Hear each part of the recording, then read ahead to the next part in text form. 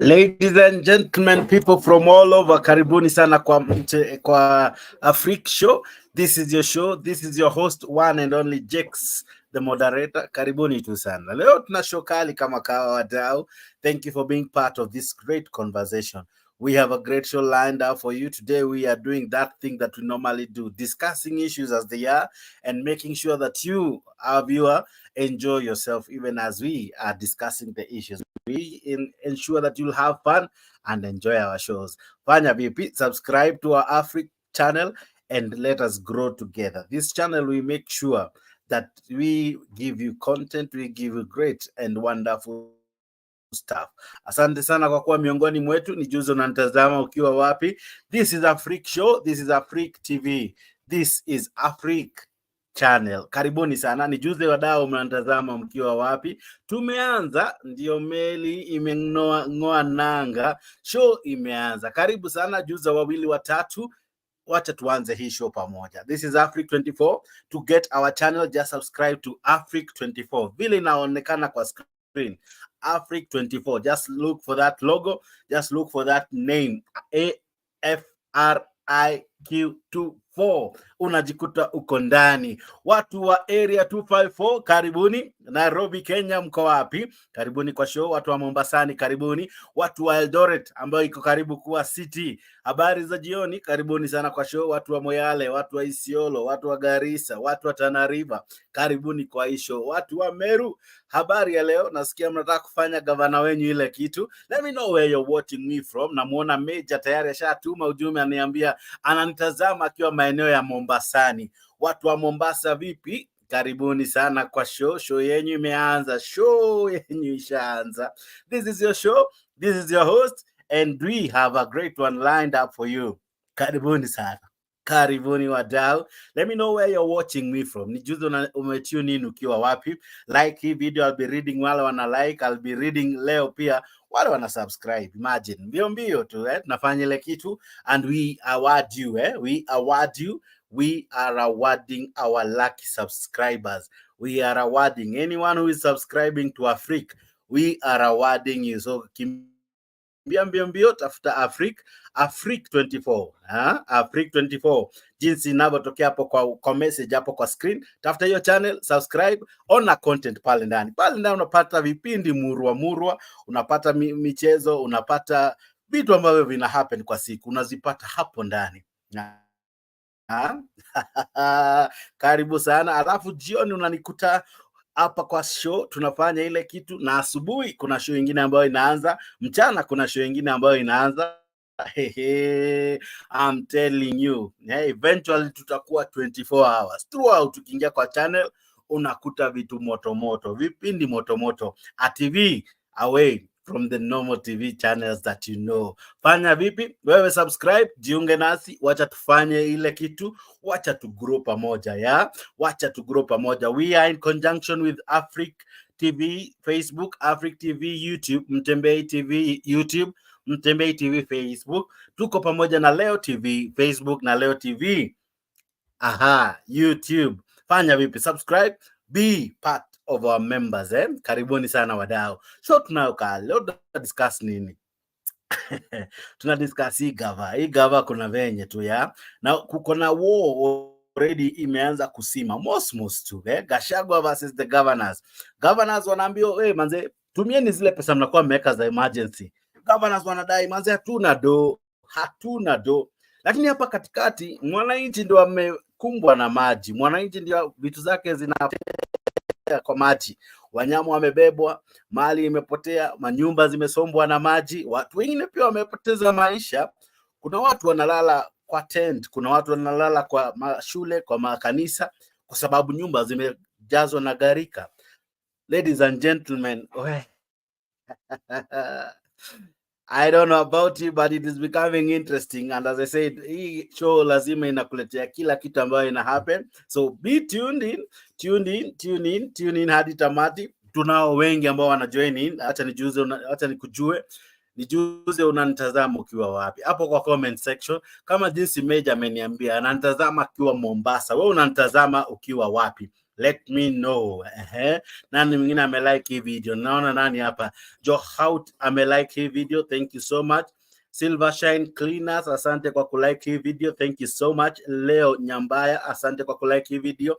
Jeremiah Oyugi, thank you for liking the video. Nani mwingine? Said Hamisi, asante kwa kulike hii video. Sami Kiplagat, asante kwa kulike hii video. Meja, asante kwa kulike hii video. Nani mwingine hapa? Like the video, subscribe, share, let us enjoy, let us have fun. Namwona Johaut ananiambia anatazama akiwa maeneo ya Abu Dhabi. Watu wa Abu Dhabi, habari zenyu, karibuni sana. Watu wa wapi? Wa Saudi Arabia, watu wa Dubai, watu wa USA, watu wa UK, karibuni kwa hii show. Subscribe to our channel Africa 24. Let us keep the conversation going here in Africa 24. We unlock the African story. Mambo yameanza kukua moto, mambo yameanza kukua moto. Why?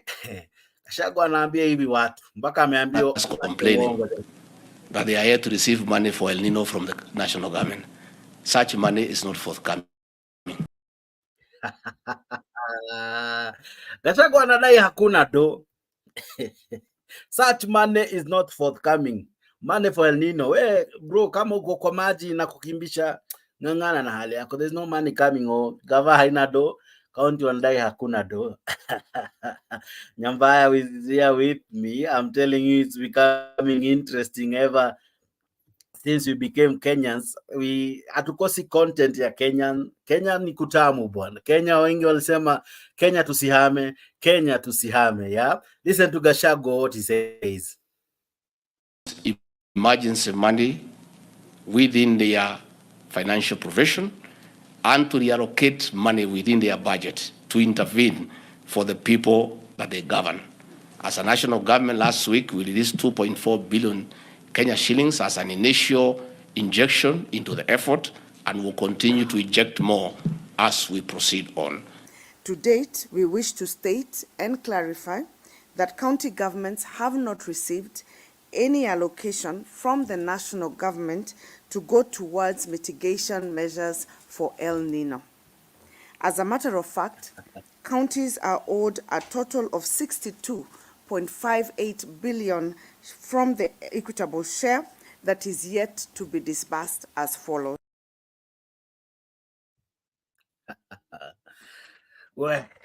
Gachagua anasema kuna doa ametoa. Waiguru anadai hakuna doa imetolewa. Governors wote wanasema hakuna pesa imetolewa. Hata kabla twende hapo pa kupewa ama pa kutopewa. Hizi counties huwa hazikusanyi ushuru. We'll be discussing more even as we continue with the show. Namuona Silver Shine ako ndani. Silver Shine Cleaners wasema wako locked maeneo ya Busia, Kenya, karibuni sana. Wanasema tunanunua mafuta Busia side za Uganda. We mumeamua kuhamia Uganda, mafuta ya Uganda ni bei gani? Wacha tujuze hapo kwa comment section how much is fuel in Uganda, and then to convert pia to Kenya shillings tuone kama it's true ni do chini ama kuna venye. But ladies and gentlemen, karibu sana kwa show. Niko naye jamaa hapa anajiita Leo vipi? Salama sana Jex. Habari ya jioni naona. Hali gani bwana? Uko vipi uliko? Niko salama kabisa. Jioni ni jioni njema. Tunashukuru, tunasema kwa tunashukuru Mungu manake bado ametupa uhai. Ingawaje uchumi inajaribu kutugonga huku na kule, hatuwezi kosa kushukuru Mungu kwa sababu tunasema sahi bora uhai. Bora uhai. Asante sana wewe ambao unajiunga nasi, tuko hapa kwa studio tayari tumejaja. Kujiunga nasi kwa studio si ngumu, kupitia link ambayo umetumia hapo na Mtembei TV, Mtembei Facebook, YouTube, Leo YouTube, Leo Facebook, Afric YouTube na Afric Facebook. Hizo links ukitumia any of the above, unajikuta umeingia kwa studio. Ili uwe kwa studio lazima umewasha kamera, umewasha mic na umeandika jina. Unaandika jina yako ama jina ambayo unapenda kuitwa nalo, ambapo pia tutalitumia kwa show na utaingia ndani ukiclick enter. Welcome to the show. Welcome to the show. Namwona Jalas anasema fanya fencing tu hapa. Okay, anajiita Jalas Fencing Services. Anasema yeye anafanya fencing tu hapa Namanga, Kenya. Ni kubaya. Watu wa Namanga wanasema ni kubaya. Wewe uko wapi? Uko kwenyu kuko vipi? Uko kwenyu kuhali vipi? Uko kwenyu kuaje? Uko kwenyu kuko vipi? Let us know, let us know, let us know. Karibu sana kwa show. This is Africa 24. Now, hii gava iko vipi? Has it failed? Is it failing? Is it about to fail? Is it succeeding? Right? Why do we have a battle in the midst of crisis? Okay. Now, Leo, let me begin with you. Of course, even as we invite our listeners, this is not the first time our country is having crisis, right? But unfortunately, this is the first time we have governors fighting with the government because of funds. Either it's there or it's not there. What's the problem?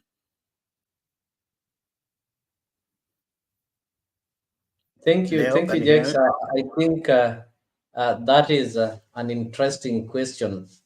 That right now, we all know that according to our constitution, we are having a two-tier government. A two-tier government in that we are having the national government and the 47 county governments, which are equally independent, but they just work together. But they are governments that are independent of their own.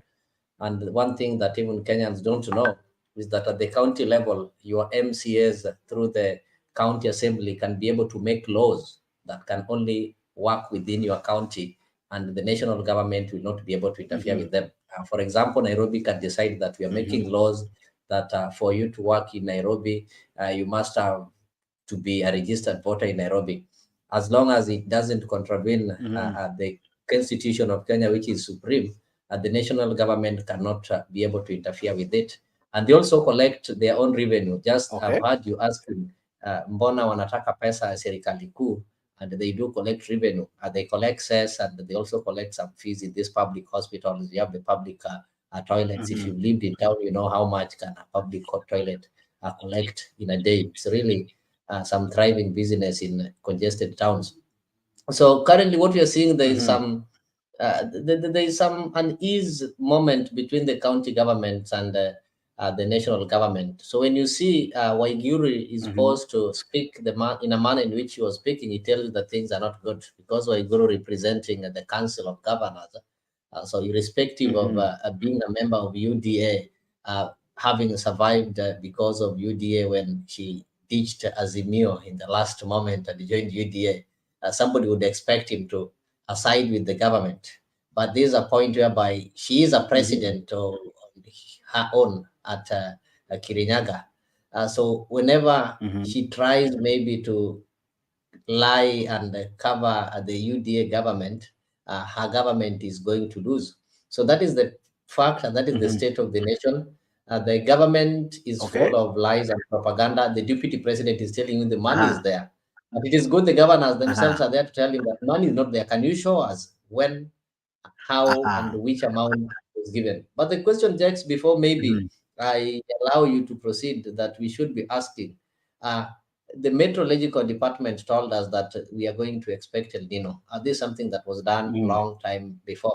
And all these county governments, most of them had to prepare earlier.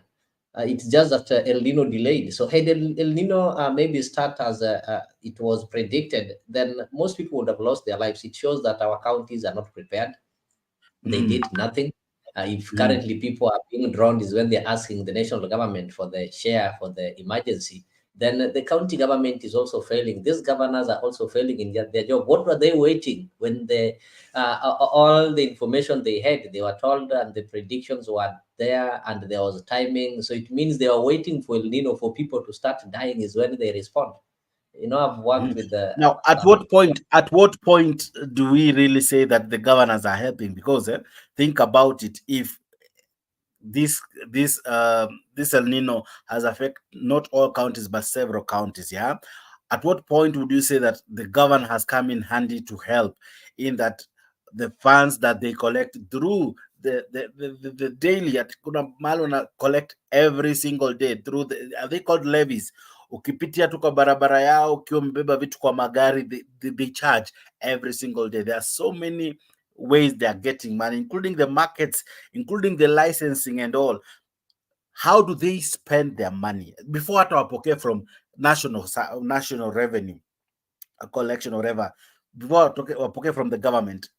How do they spend that money that they pick from mama mboga pale chini, that money that they pick from boda boda, that money they tax kwa parking, right? Because I think that is done by county governments, parking and all. And every day cars are being parked every day, and some of them have increased the parking fees and all. Not that they're doing more constructions of parking places and all. So where do our money go to, right? That's the question we're asking tonight. So before the governments fight each other, they are equally to blame for either success or failure of the same.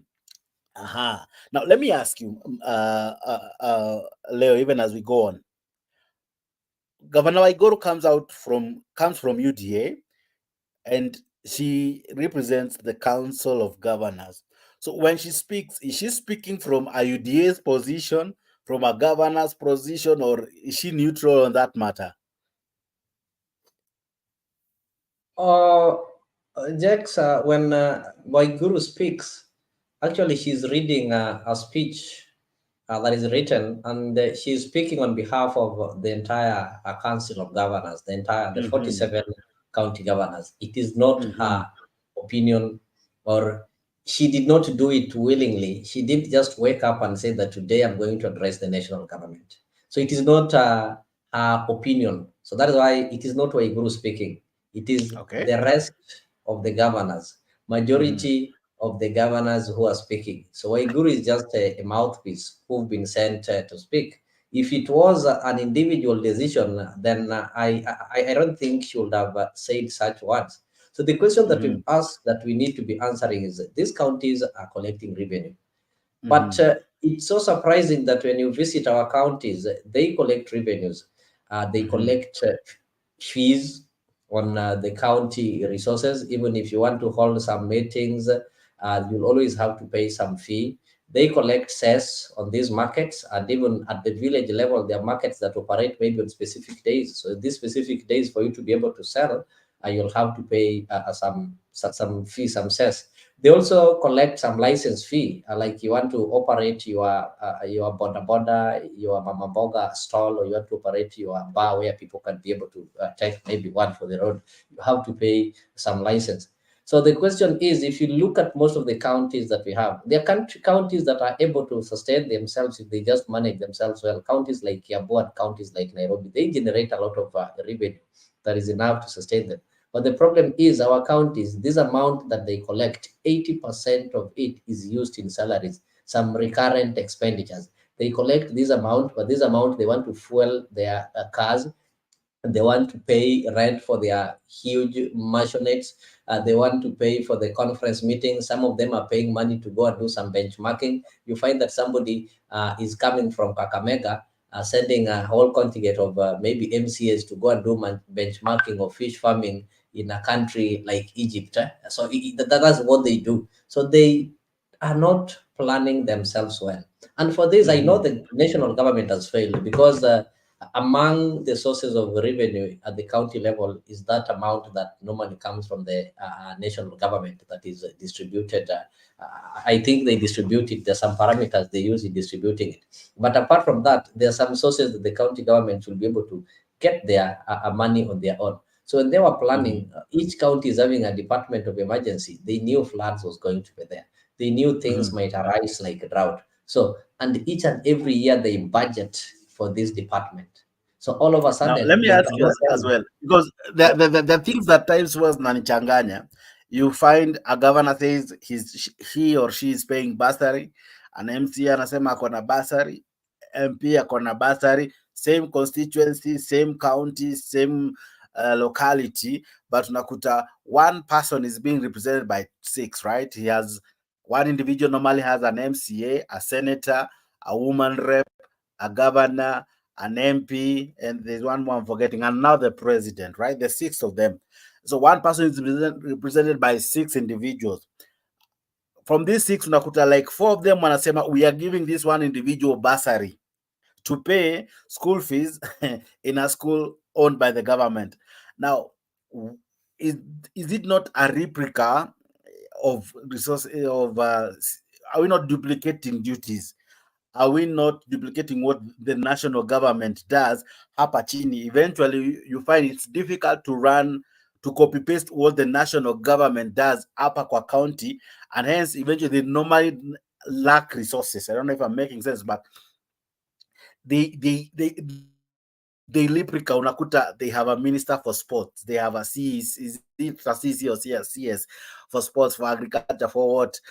But the 47 CECs were health, are they in sync with the national CS na kumincha wa health, right? Or do they still work almost on their own? Mwenye anadili na mambo na disaster kwa hiyo county ako in touch na the respective CS, so that by the time tunakuja huku nje ku complain wako in sync, ama do they, as much as they are interdependent or whatever you want to call it, but how do they operate? So that now we have a situation, the national government is complaining, or rather is saying tumewapea do, the county government inasema hatujapewa do.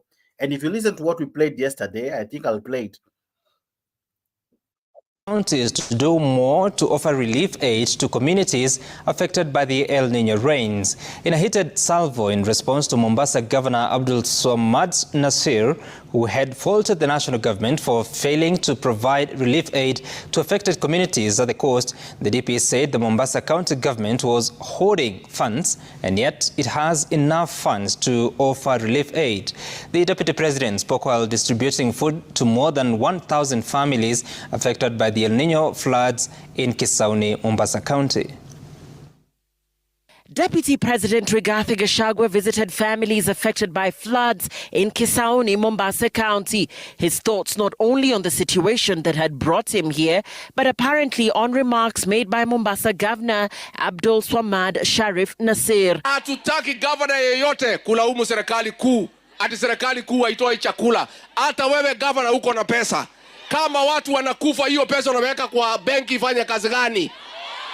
Pesa yote saa hii, kila gavana katika Kenya, pahali watu wameathirika, wasimamishe kazi zote, wanunulie watu chakula na blanketi na madawa. Hii shida ikikwisha, tutarudi kwa mambo ya maendeleo. Tumekubaliana? Kwa sababu hata tukifanya maendeleo, watu wakikufa, unafanyia nani maendeleo? Kuna mtu unafanyia maendeleo? Usimamisha hiyo kazi yote, gavana wewe bwana Nasir.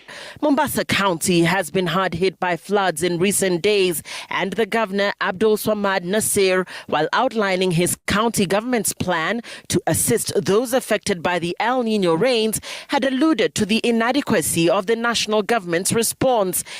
We're not even aware which funds there. I'm informed. I was not there, but I'm informed that they brought in I think it was a lorry of food.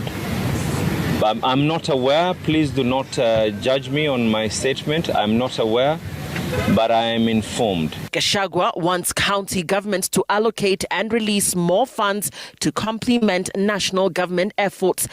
Na mimi mnajua ni mtu ya kusema ukweli.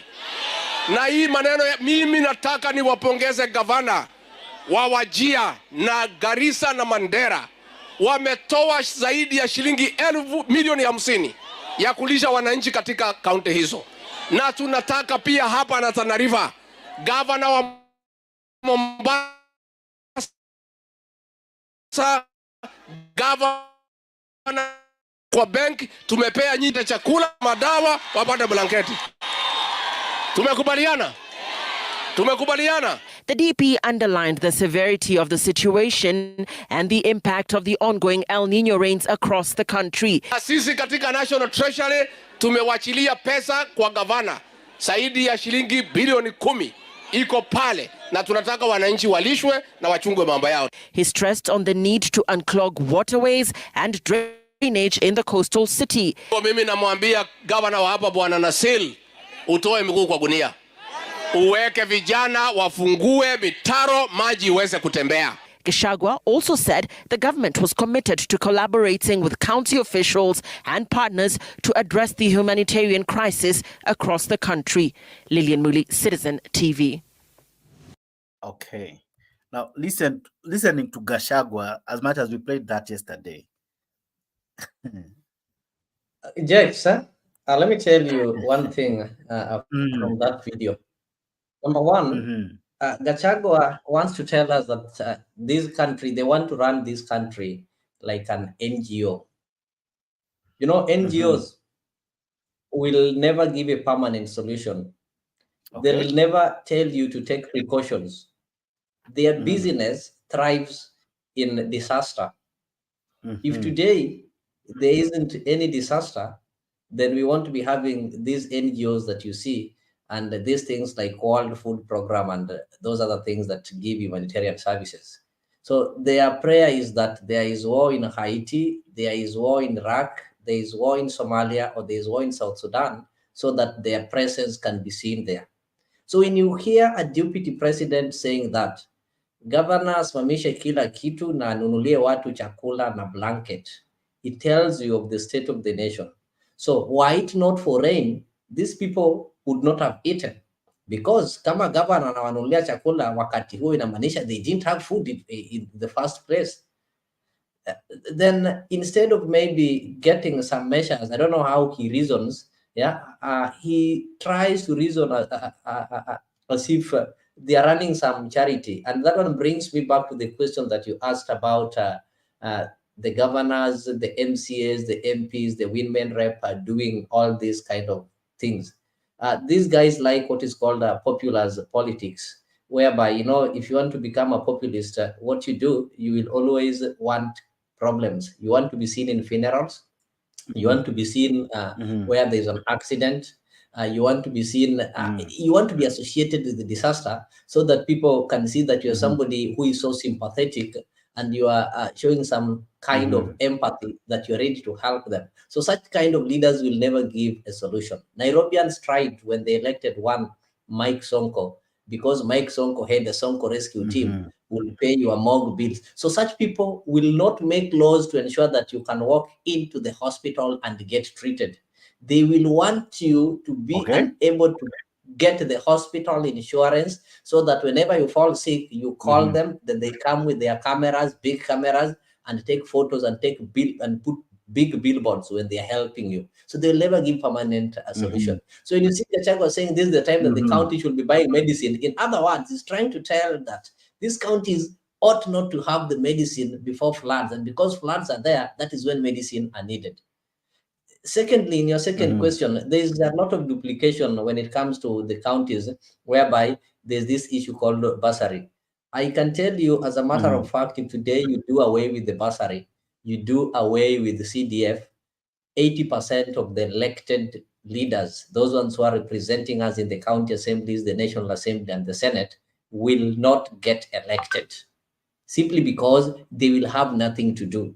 It has been done to a point whereby MPs don't know their role. They think that their role is to distribute a CDF, yet the constitution says that we're going to have a CDF committee, of which MP is just a patron there. So with or without the MP, that CDF committee can run. So these guys go there because they can attend a funeral and give you a house, because they can attend your wedding. So that is why you elect them. So when they go there, they will never make laws that will ensure that you people get stable. They will always be there to wait for you to have problems, and because they know it is because of your problems that they get elected. So the moment they sort out these problems, they know very well you will not elect them. So these things of duplication in the county levels is really hurting the country. And that is why you see there's a lot of competition between the national government and the county government. If there were plans that were put in place, things like emergency, I think, should be controlled under the same maybe system, maybe a specific ministry that will ensure that they do some mapping and know, okay, in Budalangi, we normally have this thing when it rains. In Mombasa, we have this thing when it rains. How much are we assigning them? MPs like Sakaja bought boats. I'm told that he bought boats in preparation for El Nino.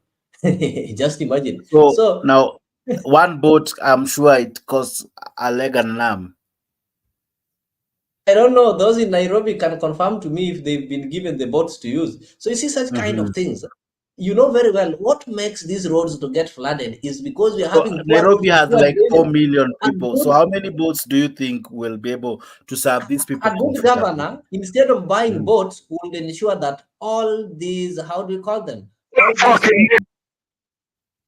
All these bridges. Let me just block that idiot. All these bridges are unlocked. They should ensure that our roads are well maintained, the bridges are in a good place, so that whenever it rains, the bridge will not fall down. The drainage, ile kazi kwa vijana ilikuwa inatoa takataka pale kwa, those are the kind of the preparations we expected, not kwenda kutuambia umenunua boats, sijui umenunua floaters, umenunua lifesaver. So the preparation is really poor. Okay. Interesting. I have more friends with me. I'm seeing Kenya with Love inside the house, and my long-term friend, Brother Benson. Hello. How are you, my brother? Good to see you. I'm okay. I'm just here because I show you your live. So I say, okay, let me come and say a hi to you. Nani niko naye na shida. Huyo mkubwa. Ako na deni yangu. Sasa deni hata ilipwe sasa. We are on form. Sasa deni italipwa anytime. Wewe piga simu niambie venye tunalipa deni. Usijali. Okay, awesome. You guys, you should follow Brother Benson behind the scenes. This guy is having an interesting channel. Mfuate hapo nyuma ya tent. He has an equal good channel hapo kwa YouTube. Unampata kwa jina Brother Benson BBM, and I'm telling you utaenjoy. Show zake ni kali, zake ni more of a podcast na ni tamu tu sana. Jiunge naye, mfuate na utaenjoy show zake. Vile vile jiunge nasi hapa kwa Africa na tutakufanya pia nawe ujinice kuruka. We are rewarding our subscribers and we are doing it simply because you chose us, so we shall choose you. Asante sana. Kenya with Love, how are you? I'm good. It's been a long time. Yeah, it has been. Unfortunately, sikuoni sura, but I wish I could. Let me do it. Hata usipomwona sura hiyo sauti. Saitan nyamaza wewe. Mato. We know you. Wewe wacha kuita jina bwana. We know you. Jina wewe unachoma. So how are you, my brother? How are you? Aya, ndo mimi basi. Aya, naona umejaja. Kaka brother, vipi? Niko sawa. Karibu sana. Sasa leo mna discuss hizi stories za gava ina fight na county ina fight na gava, but mwisho wa siku mwananchi ndo hapo katikati. You know, mwenye anaumia ni nyasi ambaye ni mwananchi. Yeye ndo anakumbwa na floods, right? Gavana anadai hatujapewa do. Gava inadai tumetoa do, you know? So mwananchi mwenye anakuwa affected, huyo mwenye nyumba yake haezi ingia jumaji imejaa, huyo mwenye haezi lala kwa kitanda yake, huyo mwenye hana food, huyo mwenye hana dawa, huyo ndio anacho kwa mataa simply because gava haichezi game yake vifiti. That's the topic we're having tonight. So let me ask you, why is this fight there? Because this is not the first time we have had crisis in our country. We didn't have this blame game during COVID. How comes now when there's floods, Gachagua comes out as I don't know which word to use. What is your 2 cents saying, Kenya with Love? But you see, the whole thing boils down to stupidity. I think Brother Benson, nice to see you. Asante sana, man. You know me, I'm always with you. And I like what Brother Benson does. And I mean, we are sister channels. So even if I'm on the other side, but we are here to talk, because by the end of the day, it's our country. The thing, my friends, the thing is stupidity. And stupidity has no way of limitations, because what is happening is that now when we talk about, like I had written a note here, and I will just ask this, what I had written here. I want to ask you guys, how many times have we had El Nino or drought funds being passed through Several. being passed through the parliament, right? Yeah. El Nino, there's gonna be rains, then we pass funds. Then again we have this drought, then we pass funds. At the end of the day, is stupidity. Because leadership at that time, when you come and tell us here, you're giving us what do you call it, new fertilizer, my friend. What fertilizer is gonna help me as a Maasai? Even now when we are having floods, how would that fertilizer help? Yes, my cows, are they gonna eat fertilizer and make sure that seriously? So it's just a stupidity and a backward mentality of dealing with things, and that is the problem that is affecting us as Kenyans, because at some point, and it's not us Kenyans, I'm sorry, it's not us Kenyans, it's the stupid idiots that we put there in the leadership, that actually go back and start looking at things and think that you see, Brother Benson doesn't know how to do computer, doesn't do whatever, yet he has a full studio of what he can do. But because you're the one that knows how to say and who knows what has to be done, you're the one that is going to come and tell Brother Benson, no, you don't even need that mic. What you need to go do this and that and that and that. Now, when in Nani, usiniongeleshe, don't talk back at me, because why? We don't have public servants. What we have is dictators, and it is easily we are falling into dictatorship of our country. Does that make sense? We are falling back into dictatorship of our country, that one person knows everything, does not even know what do you call it? Like what do you call what the MP or what the people that is employed, he's told them do this for that and whatever. The MCAs does not know whatever it is that they have to do. He's the only one that can do, to a point that somebody can tell you, ambassador, I'm the biggest ambassador of this country. So why do we have the small ambassadors then? Why do we have a the German number one ambassador? Yes. So why do we have those ambassadors? Let me ask. Fire them. Because and I like how you're thinking and how you're taking this show too. Let me ask you, every tragedy brings with it lessons. We learned that during COVID, it's not a must we travel. We can have a meeting like we're having now. We can have a one-on-one without me moving from the comfort of my house. Should I always board a plane to come where you are, Kenya, with love, so that I get development in my country? Jakes. Yeah. As we speak right now, it's just that it's on another screen. I'm working from home. That came from COVID.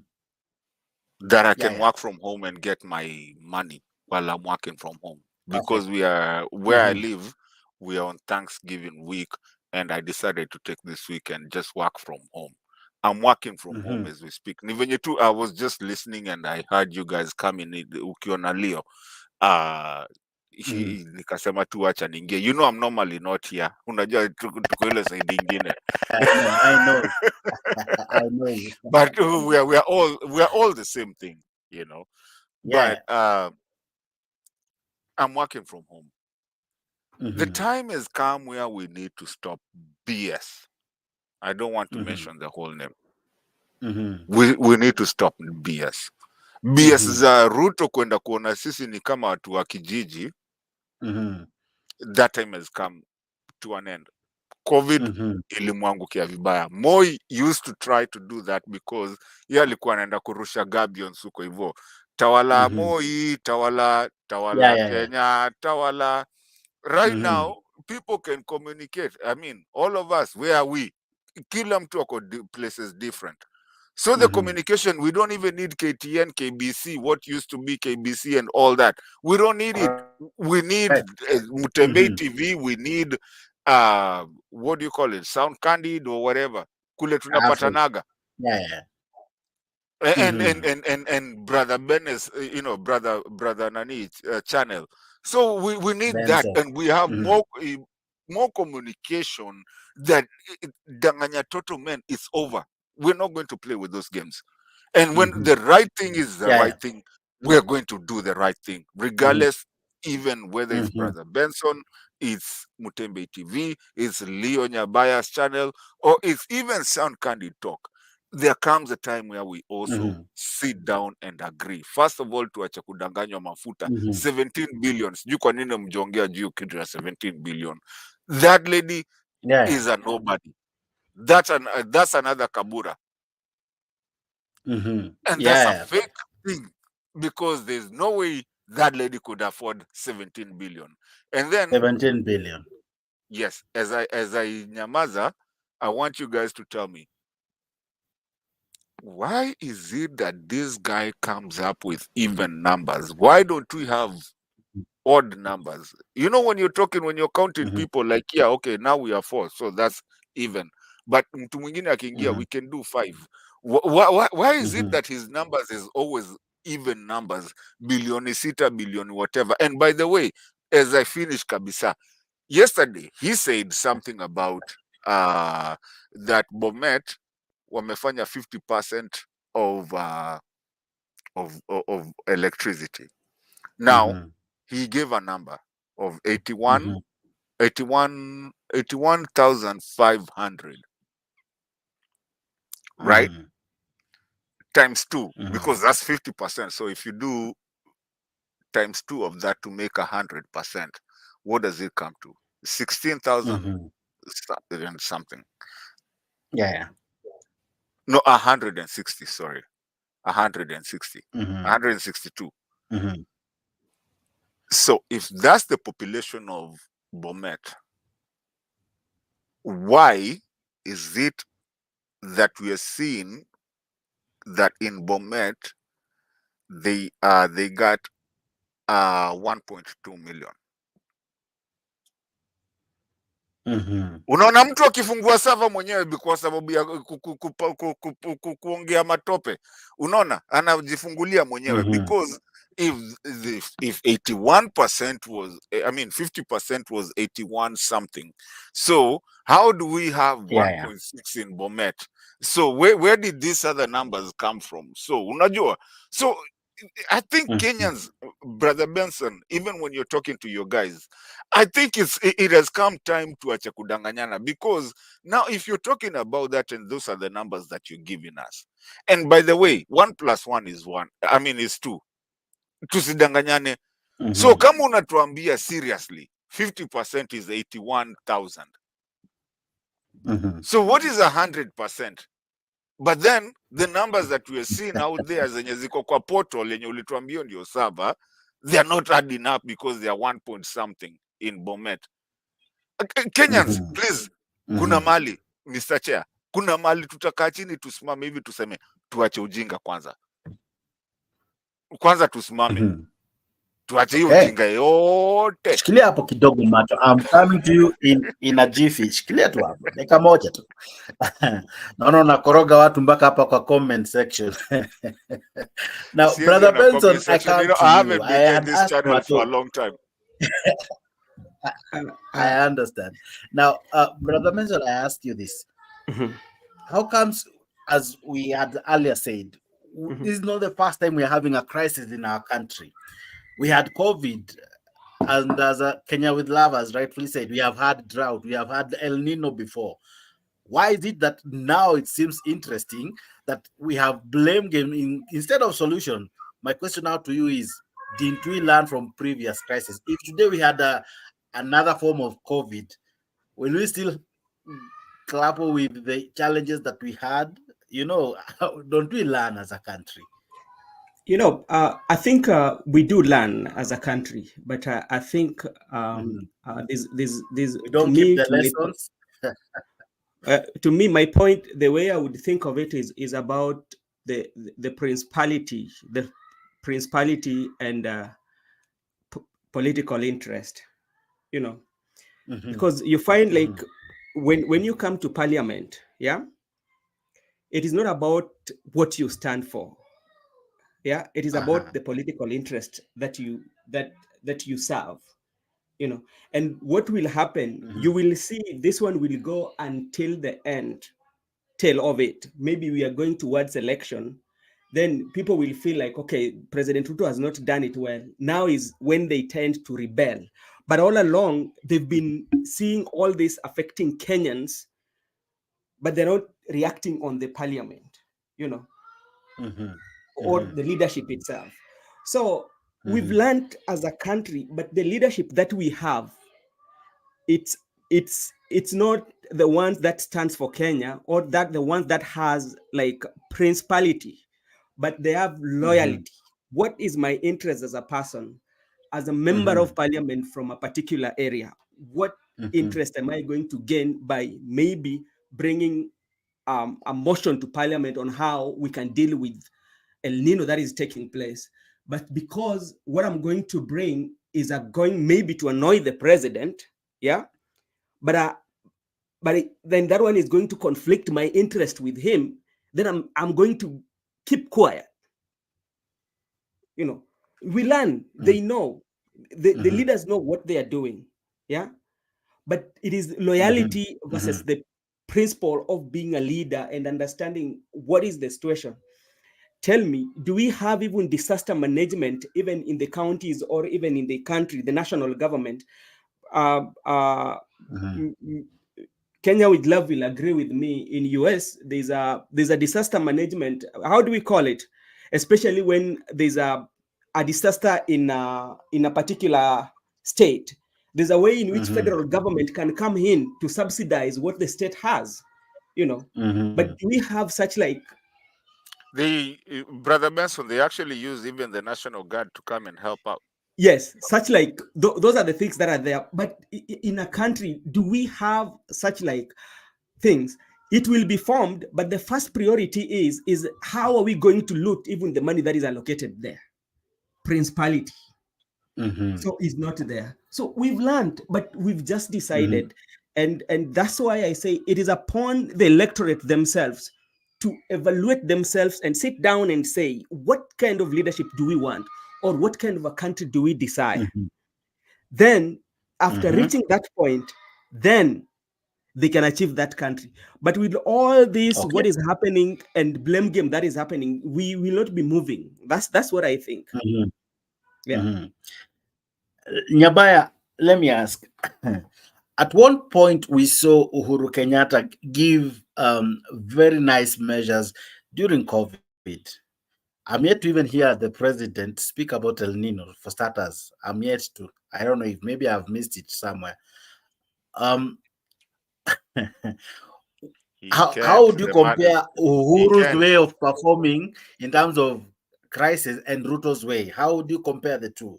Because Uhuru had, as I said the other day, each president has a share of challenges. How do you compare the two? Your question, that is what every Kenyan is asking. Even somebody who is illiterate or semi-literate will tell you that leadership is always identified and known during crisis. And if you look at our neighbors, I've been seeing some videos trending from our neighbors and our partners, presidents and leaders addressing the issue that we are having. When you have a leader at the point you're having crisis, to the moment that there are floods and your citizens are dying, and your president is flying out going to Germany, telling you that he's going to organize, he's using the word, tunasemanga pale, tukiwa huko kwa mawe, naenda kuorganize, he's going to organize for you some imaginary jobs in Germany, yet people are dying in your country, At this moment that you should be coming to declare some a state of emergency or some crisis so that the army, the NYS can be sent to go and do some relief in these other areas. During COVID, had we had William Ruto as the president, I'm telling you, this country would have collapsed. The country would have collapsed. Imagine Uhuru Kenyatta managed COVID. Uhuru Kenyatta, at the same time he was managing COVID, there erupted Russia and Ukraine war that affected us directly as far as the oil, edible oil, and the fertilizers and everything is concerned.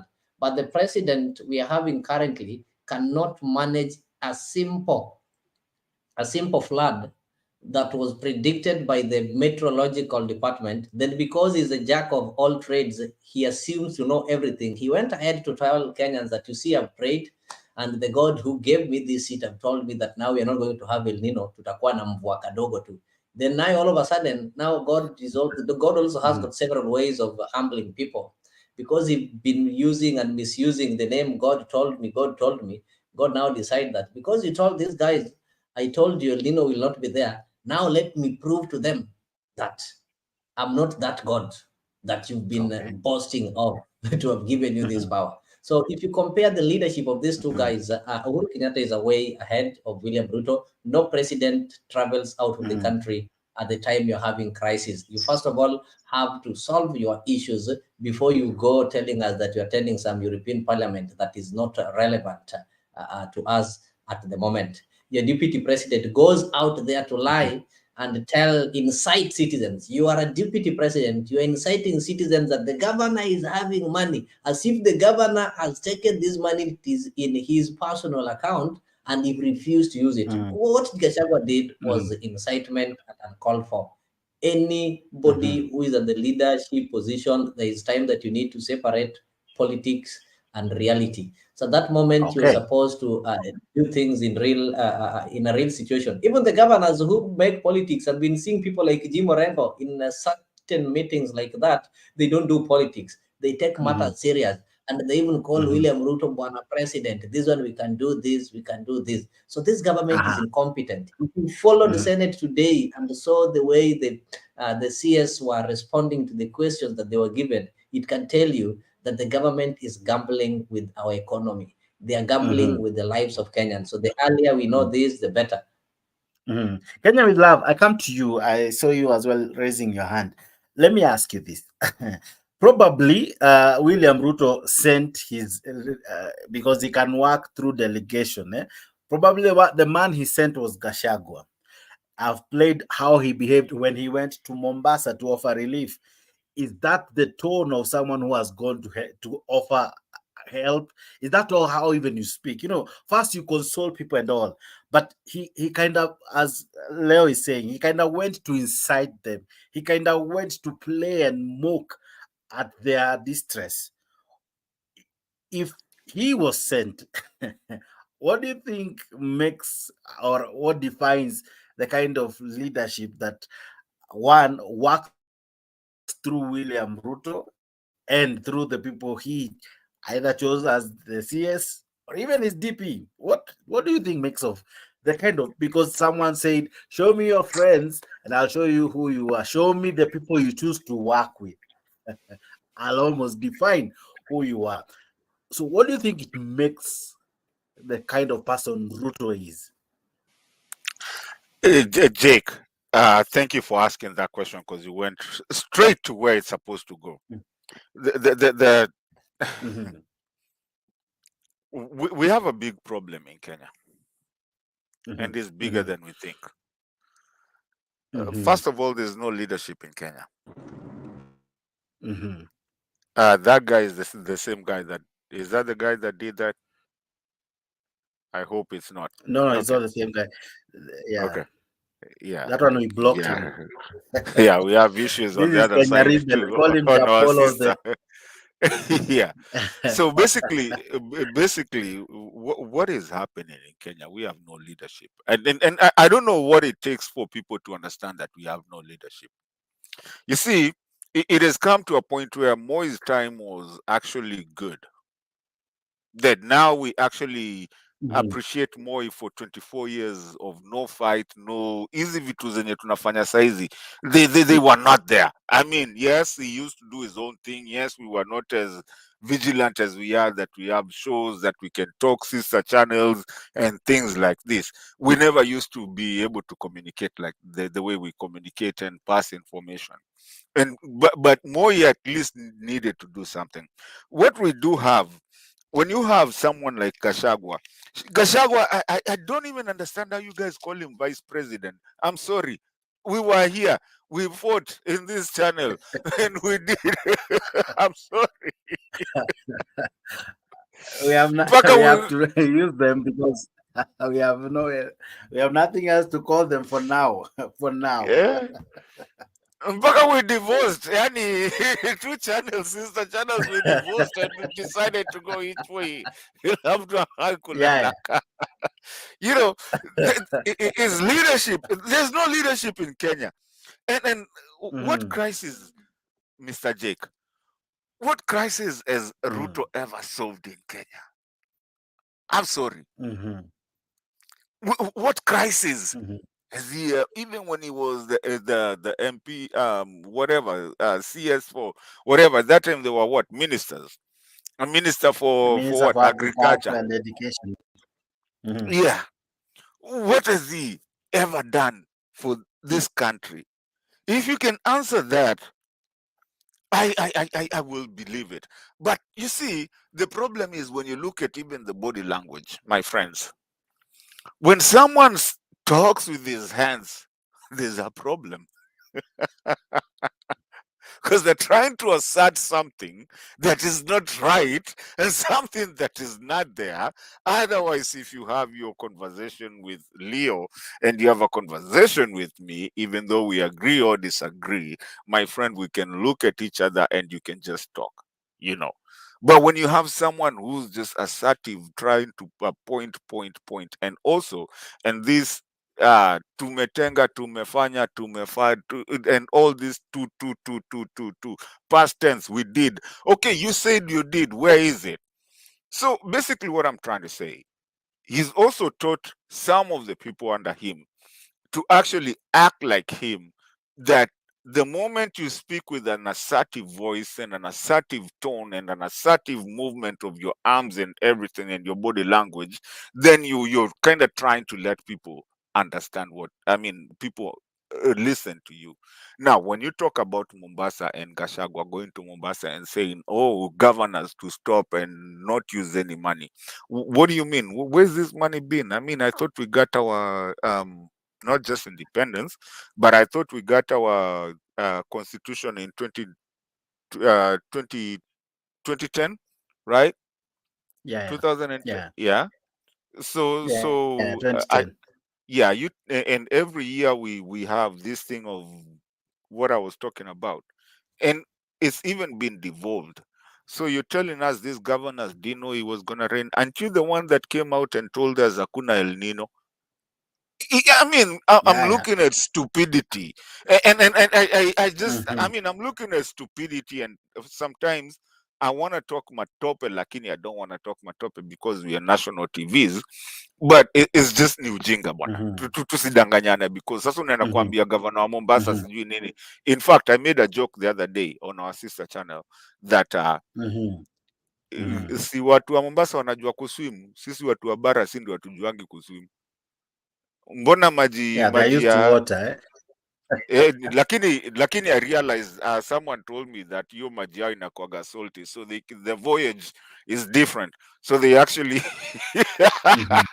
hawajui kuswim kwa maji ya soft water, so when it rains then they can nini. But biggest part of it is was Mombasa made 10 years ago? No. Was Nairobi made 10 years ago? And you know, some of these problems do we have well known. It is well known that whenever it rains, hata kamvua kadogo, it's almost obvious kuta flood in Nairobi. It's almost obvious. Even when it's not El Nino. Even when it's not El Nino, a simple rain to kamvua kiasi tu chances za kuunda floods na kuanga high. One, as you're asking, that the drainages, I don't think they are well maintained, or if they are there in any case. Watu wamejenga hadi kwa riparian land, you know. So they were there. Yeah. They were there at independence, and even by the time we were given independence, let me tell you, if you go under Nairobi city, you'll find so many drainages.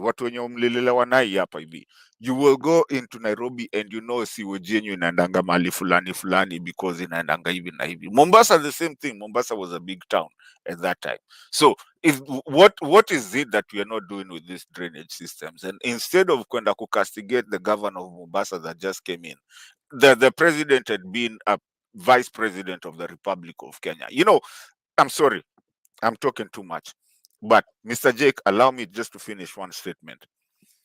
You see, we have a wannabe president, criminal, that is acting like he found a Kenya that ni kama alipata alikuwa Thompson, akapata Thompson Falls. Kenya has been there since independence. He was the vice president of that republic for 10 years. He's acting like he just came in and found this. Ni kama alienda kwa nyumba ya Leo, akapata tu huko hivyo akasema sasa mimi ndo nimeingia sasa sasa sijui chochote. He was there. He was the minister of what? We know him. He's been there. Tuache mchezo. Please. Kama anakula vitu zake akule, akipigana na kina Haiti alipe pesa na ache ujinga. That is what we were, that is what we were always saying. I rest my case. Lord, mumeniuma mpaka nikaingia hapa. Mr. Jake, but it's always good to see you. Leo, good to see you too. Yeah, same here. It's always a pleasure to have you. Now, let me ask you, Kejaribel, I don't know if you're ready for me. I saw you driving. Yeah, I'm still on the road. Can you hear me? Yeah, we can hear you. Okay, I'll just be brief because I wanted to respond to Mato. I've been waiting to engage Mato for years now, but he ran away to... Hey, my name is not Mato. Who's Mato? I don't know who Mato is. Where? Wata siasa. Kenya with love. My brother from another brother, from another mother. Tutakuja huko ni Othaya ama wapi huko Kansas huko tukusalimie kidogo. Inaitwa Oleta ama Olate ukitaka kuwa Mkenya. Lakini muache kunifunga nikitajaribu kuja Sound Candid bwana. Mnani block huko. Siasa yangu kali sana. Anyway, hatuja kublock, hakuna mtu ameblokiwa huko. We are sister channels. We work together. Yeah, but I just wanted to say this regarding the Mato. I keep on hearing your people are saying that and I'm not Azimio Kenya Kwanza, if you know this. People mistake me for Kenya Kwanza, but I kind of stand up for Kenya Kwanza because there's some things that they get blamed for which are not supposed to be blamed. For example, mnasema sava, fungueni sava. This is the biggest trick from the Azimio side. What Sava aita wasaidia, wacha nikwambie, number one, I'll tell you why. Can I? Are we not talking of El Nino, Mr. Kejaribel? No, yeah, I'll get to El Nino. I'm getting to El Nino. Mr. Chair, can I hit this guy real quick na your story ya Sava? Please do. But I don't know if he had finished the sentiments, but anyway, yes. Yeah, I know. That wacha ni kuchape kidogo. Sava tulifunguliwa 81,500 tuliambiwa ndo ya Bomet times 2 ni ngapi? Na uende uangalie ile yenye iko kwa nini, kwa inaitwa nini yenye ilikuwa kwa Bomas, uangalie Bomet ilileta ngapi. So jamaa ameanza kufungua Sava mwenyewe. Hiyo Sava mtafungua, ameanza kufungua mwenyewe. Ndio alisema 81,500 is 50% of Bomet. But when you look at the thing ukieka times 2 haikuji. Unaona mnafungua Sava peke yenu. Mato, let me help you. The elections is to be decided at the polling station, not the Sava. Sava is a backup. Form 34A. Mulienda Supreme Court na Justice nani akawauliza, anaitwa Wanjala or whatever his name, akauliza, name any Sava. ambao mnafikiria is contradicting the results that was being announced at the polling station. And name any polling station that has had any discrepancy as far as the results. All your agents, not even one came up and say kuna shida na any results in the polling station. Not even one. Okay? Now, the issue, what Supreme Court said after that. But your line, I can't let no your line. No. Your line. Sir, let me finish, then I'll let you respond.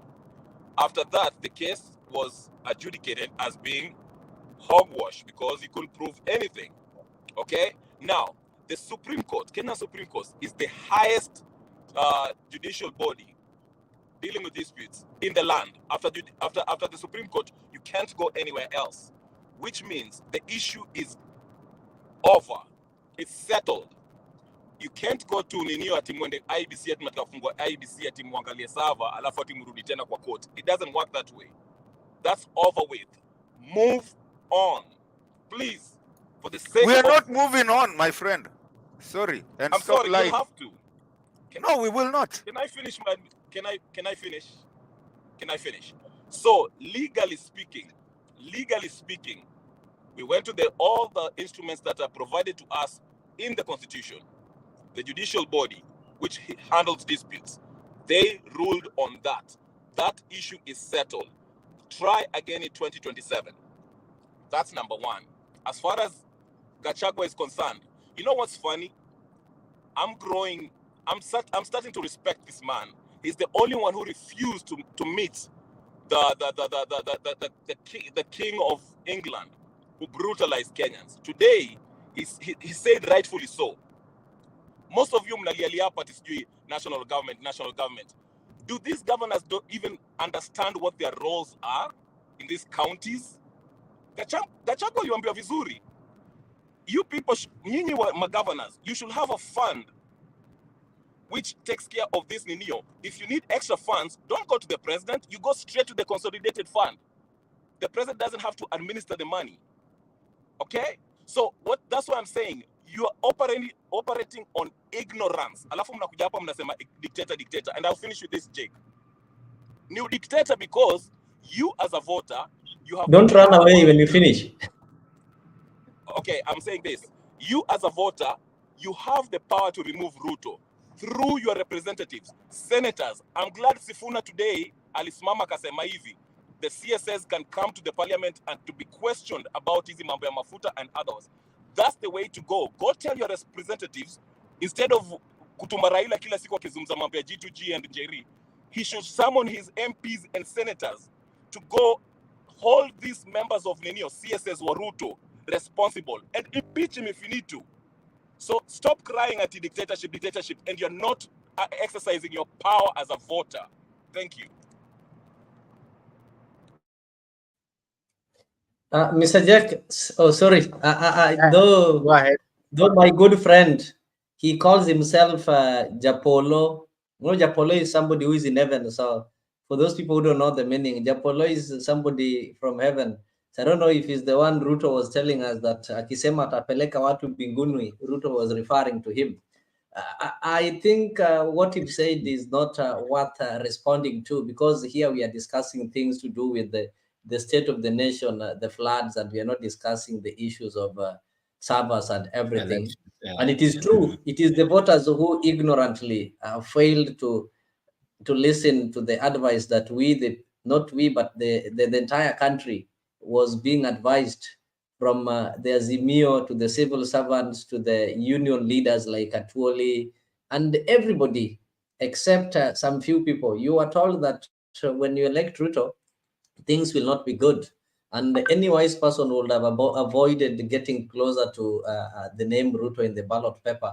But some people chose not to do that. And I was telling somebody, if there's a lesson that Kenyans should learn, is having Ruto as a president. If they will ever make such a mistake in the near future, then I don't think there's any lesson that Kenyans can learn. Not in this world, maybe in the second life, if we meet in the heaven, as Ruto promises us. But right now, whether the CS are summoned in parliament or in Senate, that one is not going to change. If you did listen to the 2 CS who are in Senate today, then it will tell you of a gambling government that we have. We had Babu Namwamba, and we had this learned friend from, how do you call it, Elgeyo Marakwet, Murkomen. So if you listen to the way they were tackling their questions, number one, they are contradicting their own government, and to an extent of which their own UDA senators like Senator Boni Halwale now appear to be more brighter. They appear to be people who can see the future of this country than they used to be before. Halwale has started making sense. And whenever you see Halwale is making sense, it should tell you that this government is beyond repair. There's a time that now when you've been mad people staying together and one of you start behaving as if he is not mad and he used to be mad, then it tells you the level of madness that we've reached as a country. You heard the president talking. Yes, the governors have got some consolidated funds and they also had to plan for some of the things like the disaster. It is common sense that the main source of revenue for the county governments comes from the national government. There are some services that we pay at the counties that is being paid directly to the national treasury, and they'll have to send it back. And as confirmed by the governors, including the Council of Governors that is headed by one of their own, Anway Guru, confirmed that the government have not released any money to the counties. So if the government has released the money to the counties, the treasury need to come and tell us this amount was released to the county on this specific day. So since we Kenyans don't question, we don't get facts, that is why Ruto have been feeding us with the lies. You've been giving us some public addresses whenever he wants. He avoids official speeches. Nowadays, he doesn't give maybe the official speech that can be read by the media and the fourth estate. What he does, he will take a microphone, speak in the market. When you ask him the next day, he will tell you, I did not mean this, I meant that. I did not mean gas tattoo, I meant cylinder, and such like things. And Jax, before I forget, I ought to have gotten that video. I listened to Malala speaking on the matter of Mafuta, telling us how this Mafuta belongs to William as we go to the next hour.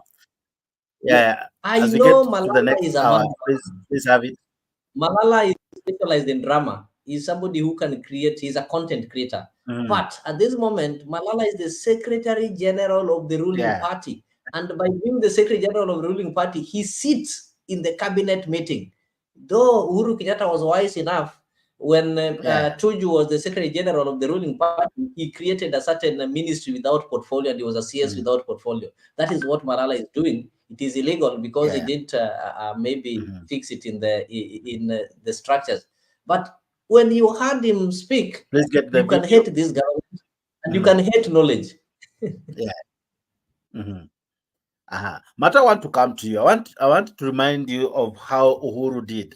We would see CS Kagwe go to counties, check how they are prepared to handle COVID. We saw so many facilities being upgraded. We would see, we would see how governors were buying some equipment, some masks to help, during that time when we had COVID. Now we have a crisis.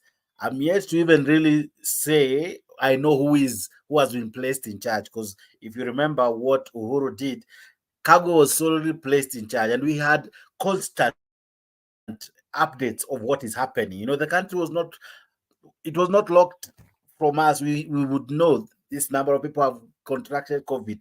We were updated. Now story hata za floods tunazisikia almost like parting shot. It's not even a serious thing. Yet there are Kenyans who have even lost their lives. Why is this not a priority to Ruto? Why is he's not hands-on? Okay, am I good to go? Yeah.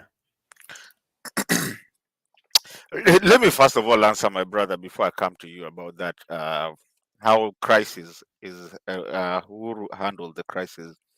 You see, Kenyans need to understand that. I don't know why people think that Supreme Court is the highest say of the land. The highest say of the land is we Kenyans. If we don't need the Supreme Court, Supreme Court will not function.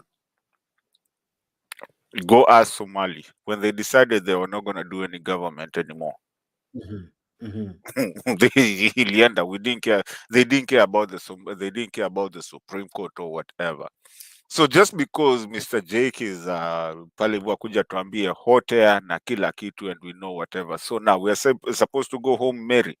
Anyway, Kenyans need to understand that the power is with them. Now let's go back to the how Uhuru handled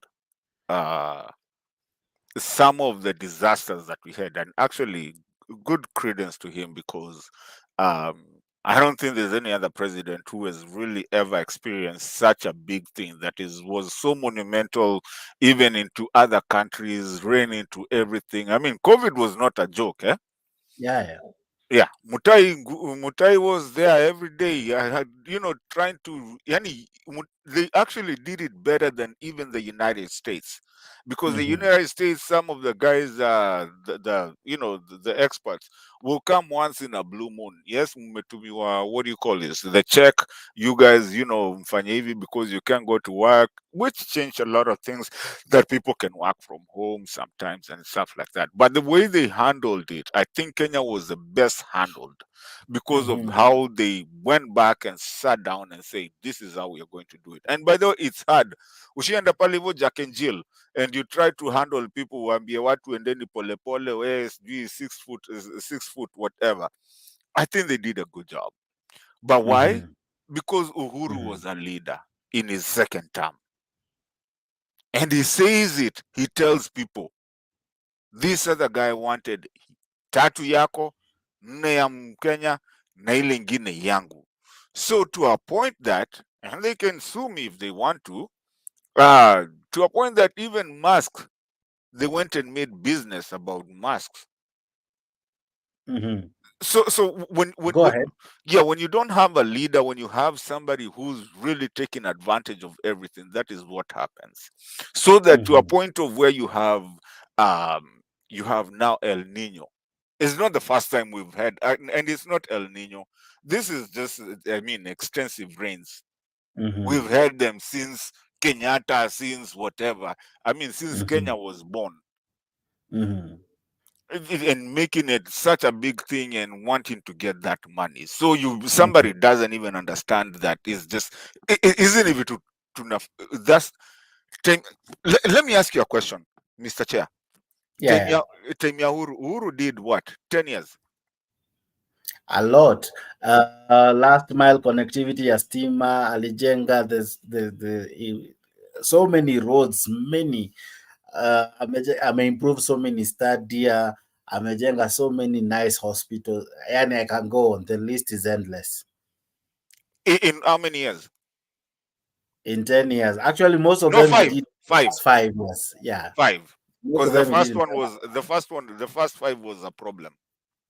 Okay, in those last 5 that these guys were fighting so that they go and make UDA and say tunalemewa, tunafanyiwa nini. Did you ever hear Uhuru complain about rains? About rains or COVID? I didn't hear him.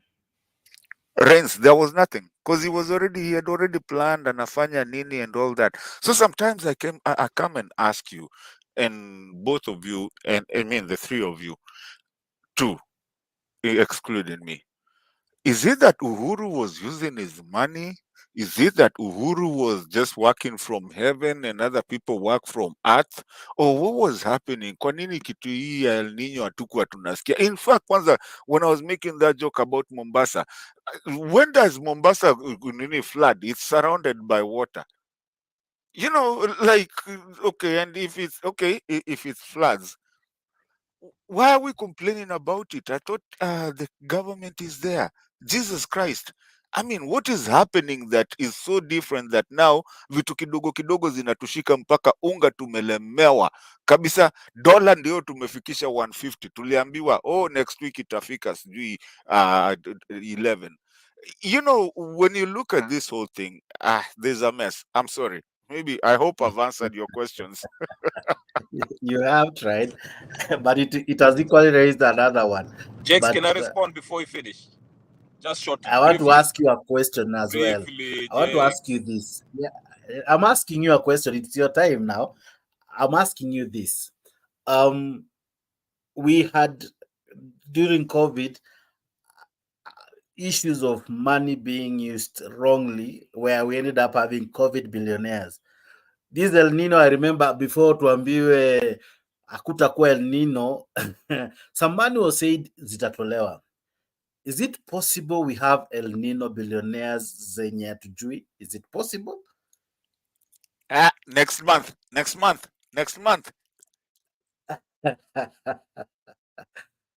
Kenya Rebel, do you think probably those ziliachiliwa? Yes, but kuna mtu amevuka nazo design ya COVID billionaires? Yeah, there's a huge possibility, but let me just make a quick point before I get to that. See, the categorical mistake that my brother Kenya with Love is telling us that the people, he's right technically by saying the people are they have more power than the Supreme Court. But what he fails to understand that the Supreme Court is the contract of the people, by the people, how we are going to rule ourselves and who we donate this power to. Supreme Court is the arm of government that we donated this power to adjudicate on issues, matters, if we have conflict about between governments, within government, or individuals. So yes, we the people have the power, but we donated this power to the Supreme Court, so that when we had that issue between of IEBC and Azimio folks, we gave them that power to adjudicate on that issue, and they decided that Azimio lost. Now there's nowhere to go after that. You can't come back. Can you read me the chapter 1 of our constitution? Mato, you can read it by yourself, and it says you donated this power to who? I don't have to read it. I know it. Donate. We can take it anytime. Okay, but do you understand the concept of a constitution? Do you know why we have a constitution? Do you know what it is? Yes, it's the covenant of how we're going to live together, Nyabaya and everybody. So, but again, we can demystify that covenant anytime that we want. Yes, but even in that constitution, there's a process in which we can undo that power. We just don't wake up and say, "Oh, we are taking our power." There's a process that is in there in the constitution that says how, if you are fed up with the judiciary, there's a process in which we can undo that. We just don't wake up and say, "Oh, we don't agree with this judgment, so let's." It is written, inscribed, enshrined. Okay, so the point I'm trying to make is this: we donated that power to the parliament, the legislative body, to the executive, who's Ruto, and to the Supreme Court, the three arms of government. So the Supreme Court is the highest court of the land. Once they adjudicate on that issue, there's hata ukienda kwa wapi, wezi enda hapa, hata kuenda kwa chief, hata uende wapi, we cannot undo that. It's been done. So that's why I say watu wakina Martha Karua and Azimio, they are being dishonest by telling their supporters ati fungueni server, because actually IEBC is an independent body. Okay, so if you're going to ask the IEBC to open the server, they will tell you the matter. If you're going to do so for the reasons of trying to ascertain who won the election, they'll tell you no, that issue had already been adjudicated on through the Supreme Court. So we are not going to do that. And they know that. Martha Karua is a lawyer. Kenyari, do you believe in what you're saying, by the way? Do you believe in what you're saying, by the way? Seriously, my brother. I mean, seriously, do you believe it to the core? Prove me wrong. No. Prove me wrong. Legally speaking, prove me wrong. Give me a legal but basically, argument. You see, because I'm unable to really say so much, because that's not what we really want to talk about.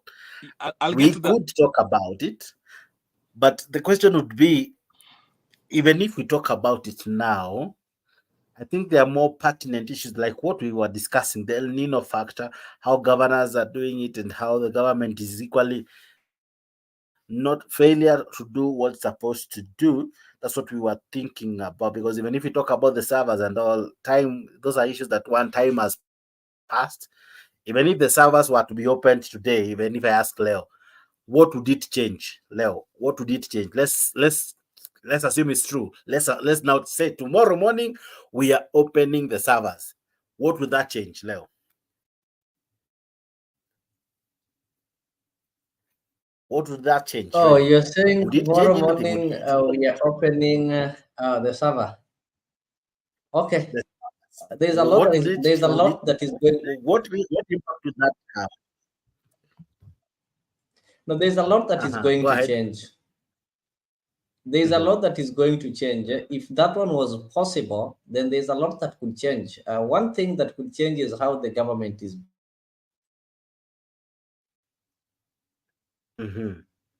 You'll find that the problem that we're having in the country, our problem is not El Nino. Our problem is not the war in Israel and Hamas. The problem we are having is that we are having wrong people that have been given responsibilities. So if the servers can be opened and it confirms otherwise, and things change, though that one cannot happen, and I'll give you reasons why it cannot happen, then we can be able to see people who are responsible, given some positions, and these are people who can be able to drive and change this country. You remember that when Moi left, or when Moi retired, I think Kenya was in a worse situation that has never been experienced.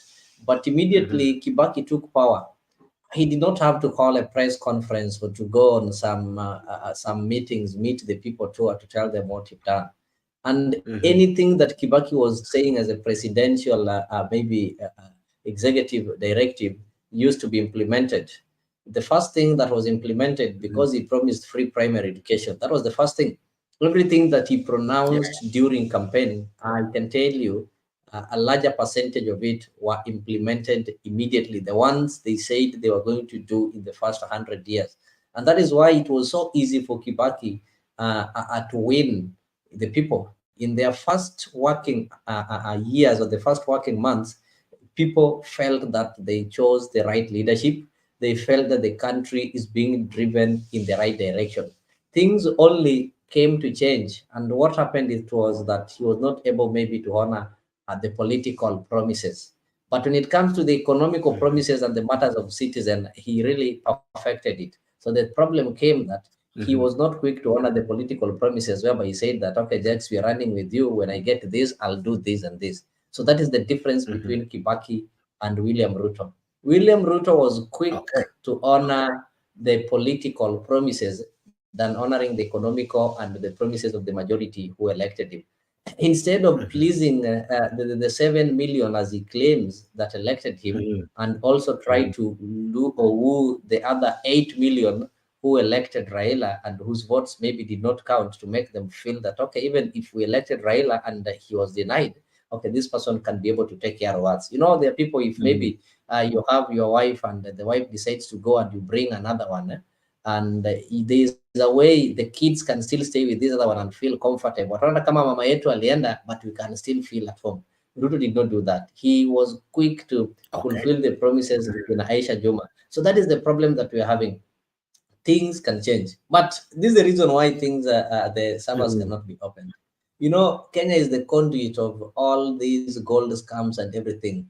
The gold that comes from Africa that is being stolen by the Europeans. And the Europeans are really happy with the William Ruto, because he's somebody who understands that game of stealing. He's somebody who understands your game, Okora. Have you asked yourself, if you've seen recently, there are so many people that are being arrested for trying to scam foreigners a lot of money in this gold. And these people, if you link them, they get linked with the who in the government. Some of them get linked to our Tangula, some of them get linked to our MPs, and it makes me remember the words of Matiang'i, that we're going to have a government with majority being wash-wash. So these things like wash-wash are now going to be the order of the day. So these guys are happy with William Ruto, actually. And a certain great African one said that if you see the Europeans are praising you, know that you betrayed your people, because their interest is so, and they have some good interest for us. And but I will tell you, despite the fact that they stay in the United States of America, those people don't wish well for us. They want us to remain their subjects. And if you have a president who promised that he's going to create 1 million jobs a year, but he's telling you he's going to get to organize for you some jobs in Germany, he's telling you that Saudi Arabia needs some, that's somebody who is not serious. You are not able to produce jobs for your citizens, but you expect a foreign government to produce jobs for their citizens and also produce jobs for your own citizens. That is utmost madness And William Ruto will go on record actually as one of the worst mistakes that Kenyans did. And I thank God it is good it happened. Kenyans are able to learn. If Kenyans won't learn from this, we don't need to have these kind of elections. And actually, now, we need to change our sorry, Kenya with love, sorry.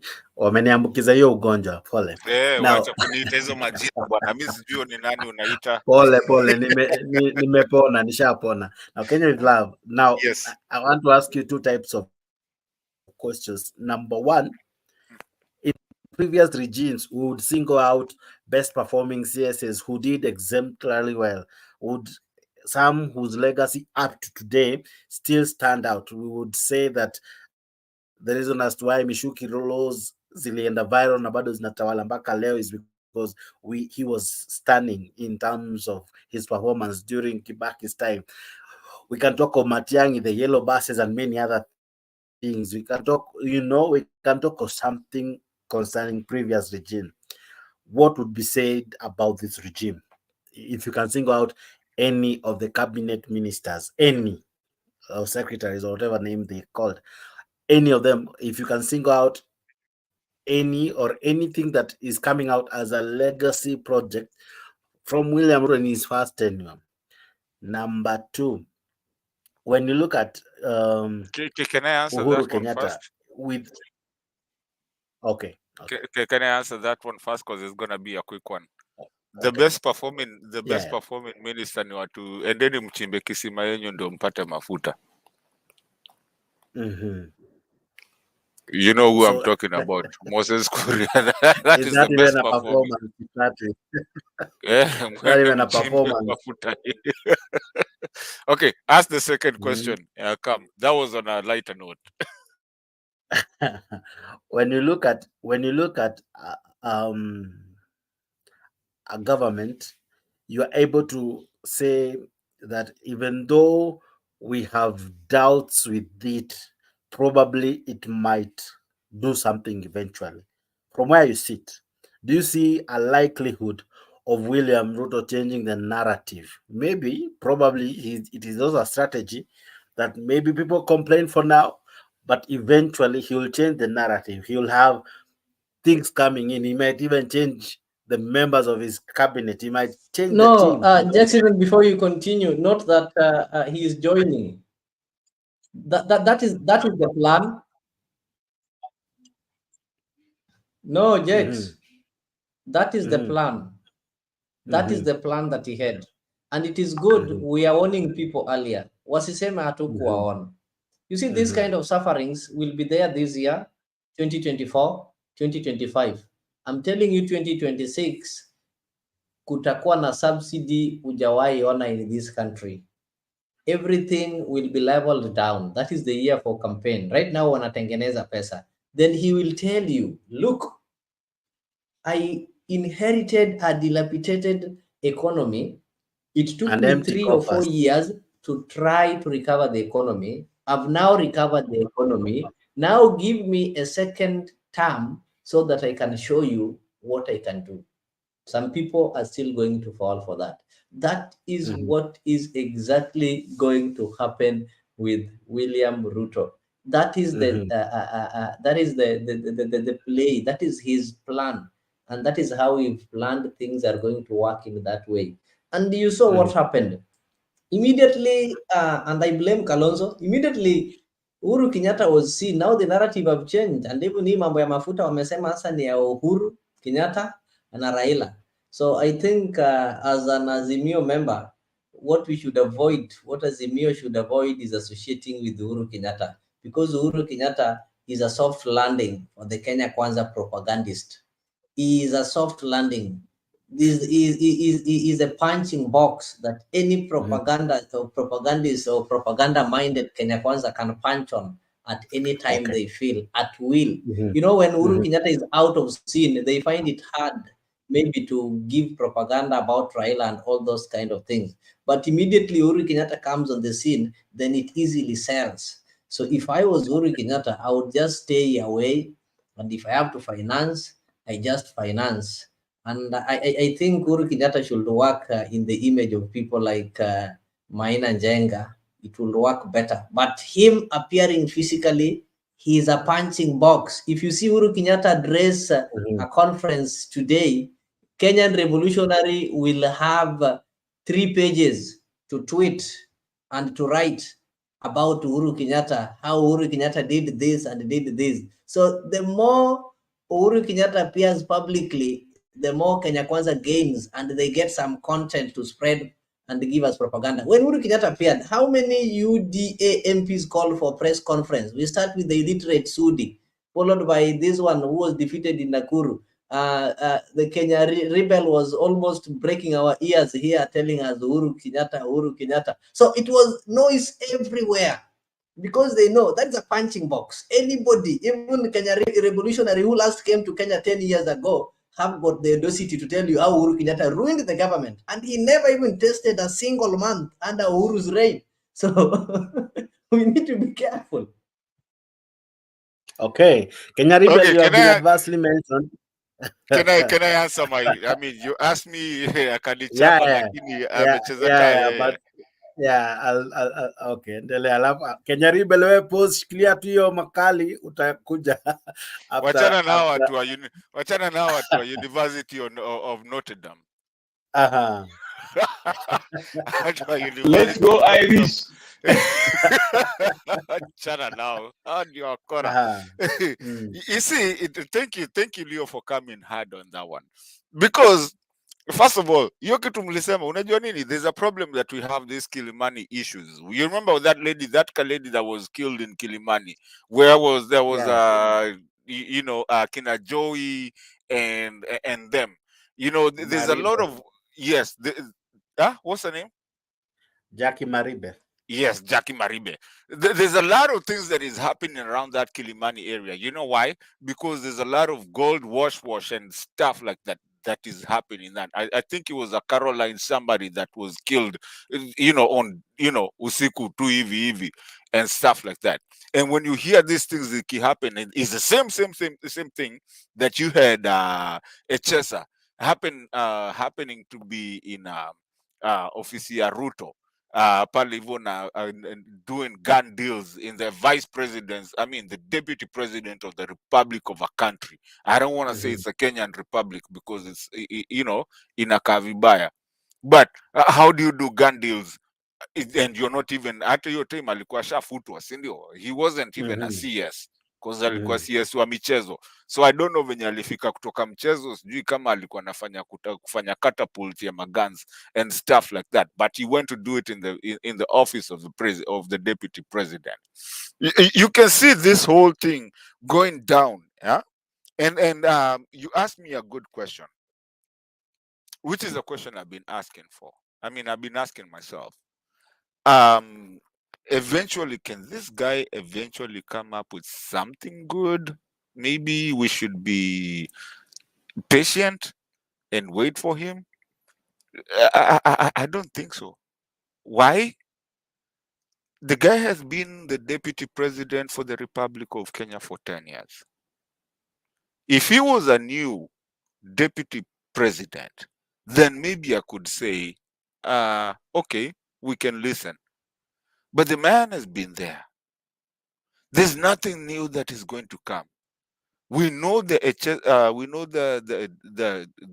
guys that we know who have disappeared. We know the Jumas, we know the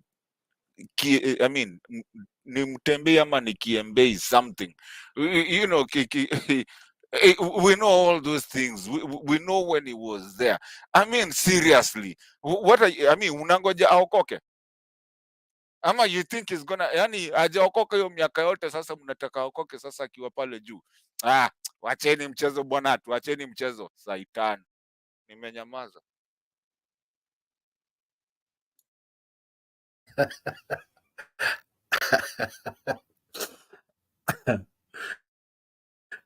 Rebel, I give you a minute of reply, then I ask you a question. Yeah, unajua Jakes, mimi nikianza kwa argument, I started for a reason. That's why I started with the constitution and the IBC and hiyo mambo ya server, because I was coming to this mambo ya governors and stuff. The point I was I was landing to is that most of us don't understand the fundamental roles of our elected officials. We don't understand how the constitution works. So how do you expect those people to fight Ruto? Okay. Nobody's saying Ruto will. I was the first one who said that Ruto is a colonial puppet. Ruto atafanya kitu meaningful. Atawasaidia kidogo. But again, the question that Jake's asked here, what is the legacy of Ruto? He's been there for barely 12 months. Legacy gani unaangalia na hata hajamaliza 2 years? Jake, with all due respect, and I know my friend will let me do it. Please, okay. With all due respect, Naomba, at the risk of being kicked out, Kenyan revolutionary. I'm really interested in your conversation. I'm really trying to get you, because I think you're right on the spot. But again, I think like you're at a place where you already like a spoiled speaker, where you just, I mean, I'm not saying speaker like mouth. I'm talking about like a speaker from radio. You know, like a spoiled speaker that is icona echo and something like that. Because for you, what I feel to you is kind of like, yes, you have the points, you're really smart, you really get into the point of what we need, you know it, but again, you're also selling a lot of fear that Kenyans, you're not coming up with a solution.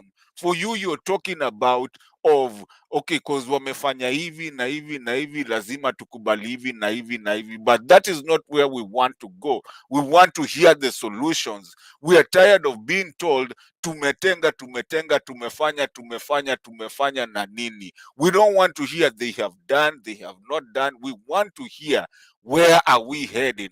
Where can we use smart people like you to bring solutions? Number two, if I may, Kenya with love, you speak of time 1 year. We are now in the second year. I'm back 3 years. So you want to mean in 3 years they will build stadia, they will build expressways in Kibao. You know, I had Mulcomen say that before 2026 we'll have a brand new airport. Now, do you believe it's possible in the remaining time that we'll have something to smile about, if all they do is to blame the previous regime? Exactly. We don't want to hear what has passed. We want to hear what is going on. Okay, and that's why I want to.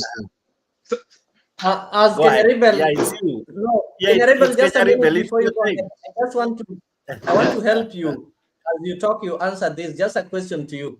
You've talked of, I know Kenyaribel is not a Kenya Kwanza. He's not affiliated to Kenya Kwanza. Neither is he affiliated to Azimio. He is an independent thinker, but most of the time he finds that his thoughts aligns with Kenya Kwanza, and it makes those who maybe study some minds to tell you that if you think or you walk like a duck, you're duck. So that aside, Kenyaribel, I followed keenly Senate today, and I heard the questions that were asked to Murkomen, and same for the Nairobi super senators, Sifuna, who told him that the best answer he should give Senate is that the president is a liar, because Ruto lies always, na kila wakati Ruto udanganya, na that is his nature. So there was this issue of Kakamega. I remember when the president visited Kakamega, he promised that they are going to expand the Kakamega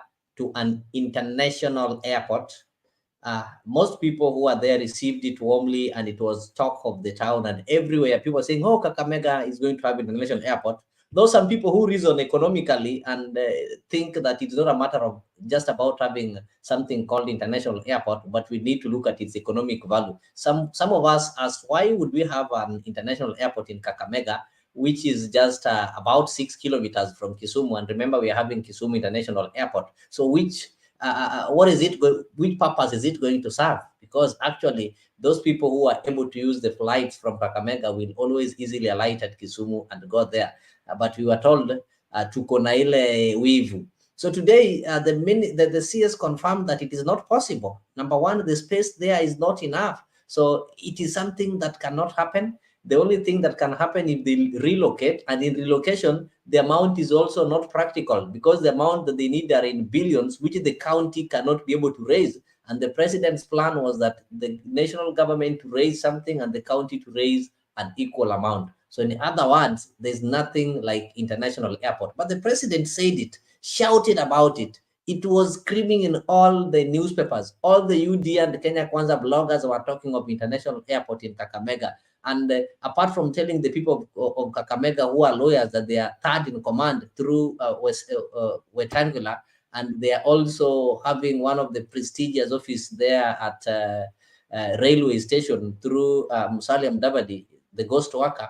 They were also told that now you are going to be equal to Luos because you're also going to have your international airport, one of its kind since independence. It all turned today. The minister confirmed it is not practical. So you can also help us understand if the president just makes pronouncements, are they based on some expert advice, or he just wakes up, watches some cartoon and start describing the scenes he watched there? And while I tell us when did no, nataka niambie, when did $8 become 5 Kenyan shillings? Go ahead, Kenya Rebel, ongea kama Isaac Mwaora, msemaji wa serikali, endelea. Wait. Leo already told us I'm not Kenya Kwanza, I'm not Azimio. Can you hear me? Can you hear me? Go ahead. Unanisikia? We can hear you. You are not Kenya Kwanza. Uko sawa. Kwani umekuwa Ruto, hujui kama unasikika, unaficha watu. But you think like that. Kuna support imekuja, hata aone ndio hii support imekuja. There is a support coming. Ngoja. Mimi nimeenda kwa Erini. Ngoja Mato, tulia. Balance. Kenya kaka sina yeye. Balance. Leo, the reason why you see sometimes I clash heads with Azimio, because I mentioned the hypocrisy between Azimio. Most of the people who are in Azimio are people who are in government, previous governments, and they were doing the very same thing this Ruto government is doing. Since I've been to Mtembe, I've been telling you, Ruto is a colonial puppet. Okay? Now, Mato said a very good point. Akasema, what is the solution? Let's look at, I know it's a comical example, but I'll use this. Those wale was county of Embu, wale wanataka kutoa Kawira, Mwangaza, see how active they're keeping that governor on toes. Okay? Ndio mimi nasema hivi, if you understand the constitution that we have, the powers that we have as voters, the pressure should be on our senators and MPs. That's why I like what Sifuna has started doing. And anasema hivi, and he said in his tweet, ati Supreme Court ruled that we can summon our MCS for kuja wajibu maswali in the legislative body, which is a good thing. So what I'm trying to say is that the solution is this. We all agree that we are not happy with Ruto. Whether you are Kenya Kwanza in Wasingishu, whether you are Kenya Kwanza, whether you are Azimio in Nyanza, wherever, the whole country are not happy with the taxes, the high price of living. What is the solution? Our representative, we tell them what we want. We put pressure on them. The way those... Nyagaka, can you meet kidogo, tafadhali? Okay.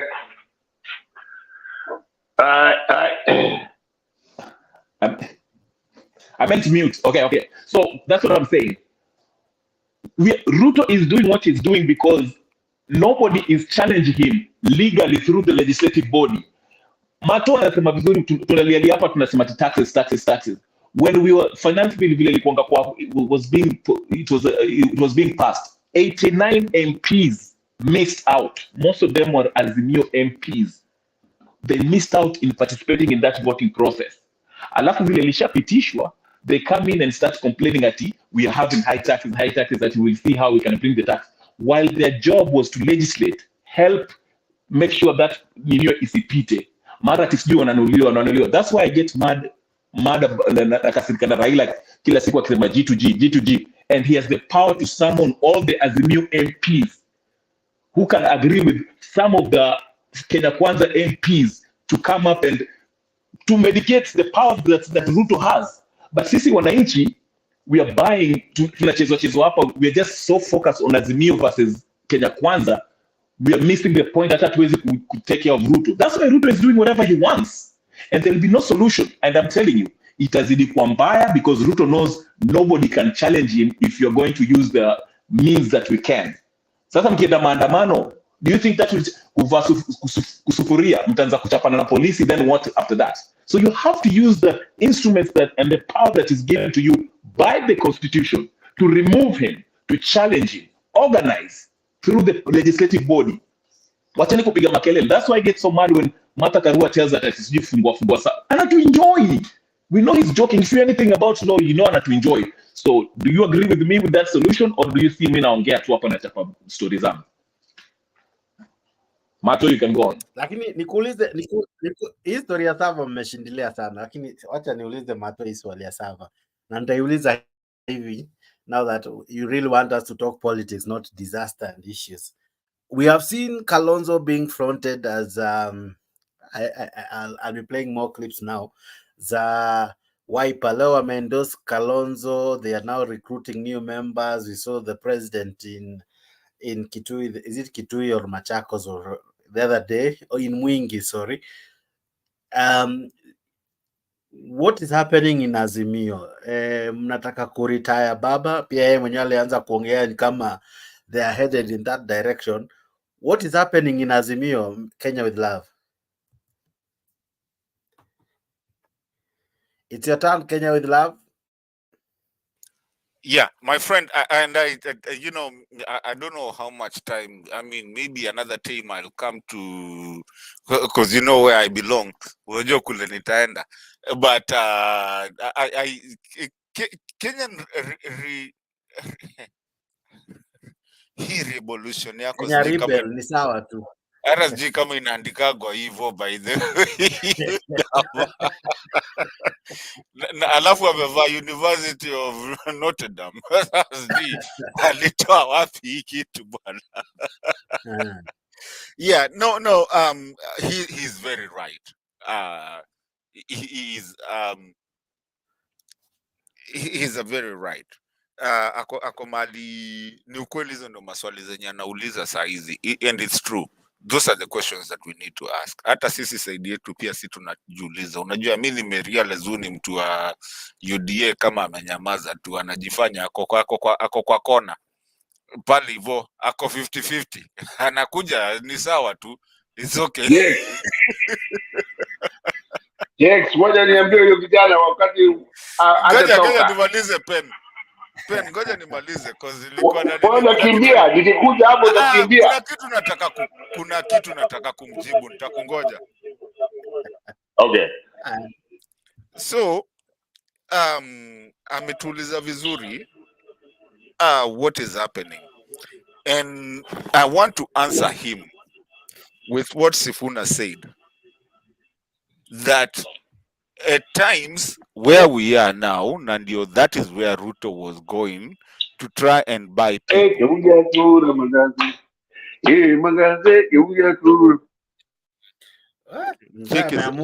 Go ahead.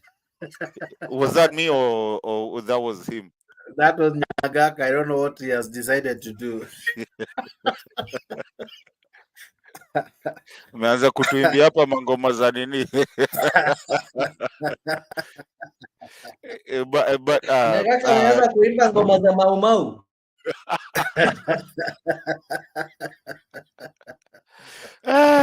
Kenyan revolutionary. See, the thing is that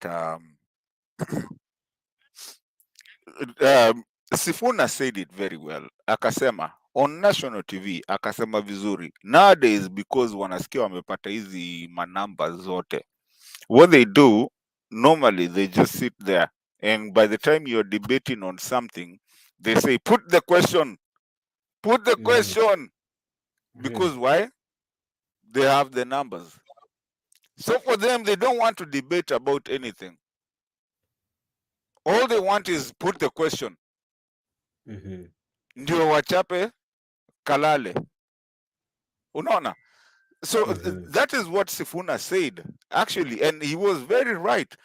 I can see you, brother. Wacha nimaliza alafu Mato kidogo tu one sentence kidogo one sentence nasema you made a very good, that's a good point, lakini nasema hivi let's say kwa hii issue ya nini cost of living, unaona kina Dismas Baraza and some nini watu wa UDA, some MPs wa UDA hata hao pia wameanza kusema enyewe we need to bring it down. So mimi nasema hivi, kama mimi Azimio, if I was part of Azimio Sifuna, okay, nani, why can't you lure those people, watu kama Dismas Baraza ambao wanafilio pressure huko nyumbani huko kwa constituency, waambie enyewe to draft bill ambao all of us Kenyans can renew. Itasaidia my constituency and your constituency. This is not about Kenya Kwanza and you. Mnaweza kupata common ground instead of just bringing issues that will divide you renew. Because ukipata watu kama Dismas Baraza, it will make up the numbers. That's how you do it when you're in the parliamentary system, in the legislative body. You work that because everybody is interested in bringing the cost down.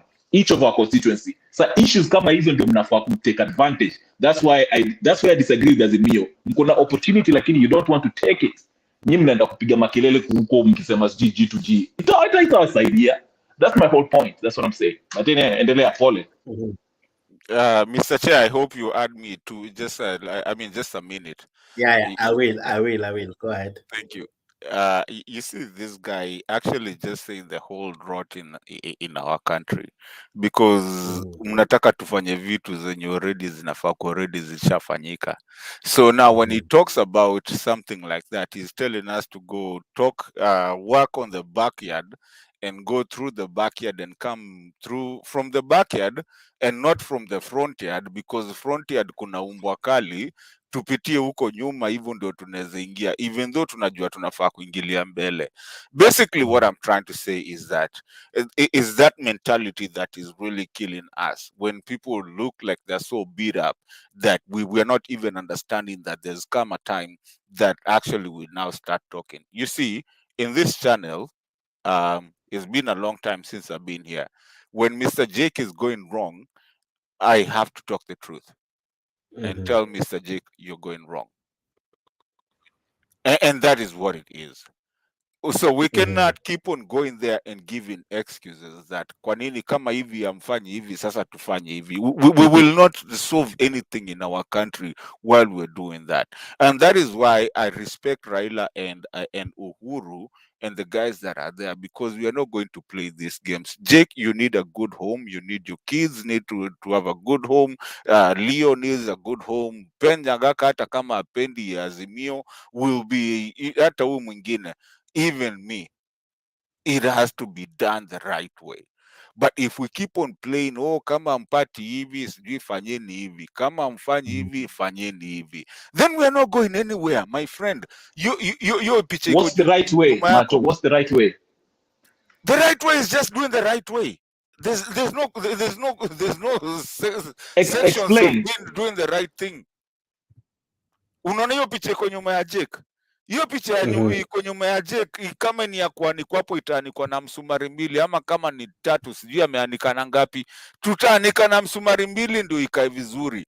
Now when we come here and start playing games and we need to do this and that, and zilikuja zikaungua zikafanya nini, you need to do all this. Jesus Christ, we're tired about this BS. That's why even sometimes we run away from some of these shows, because we are like, what the hell? I mean, it's black and white in black. Story ingine wacha kutupigia kelele. Kama jamaa afanyi kazi.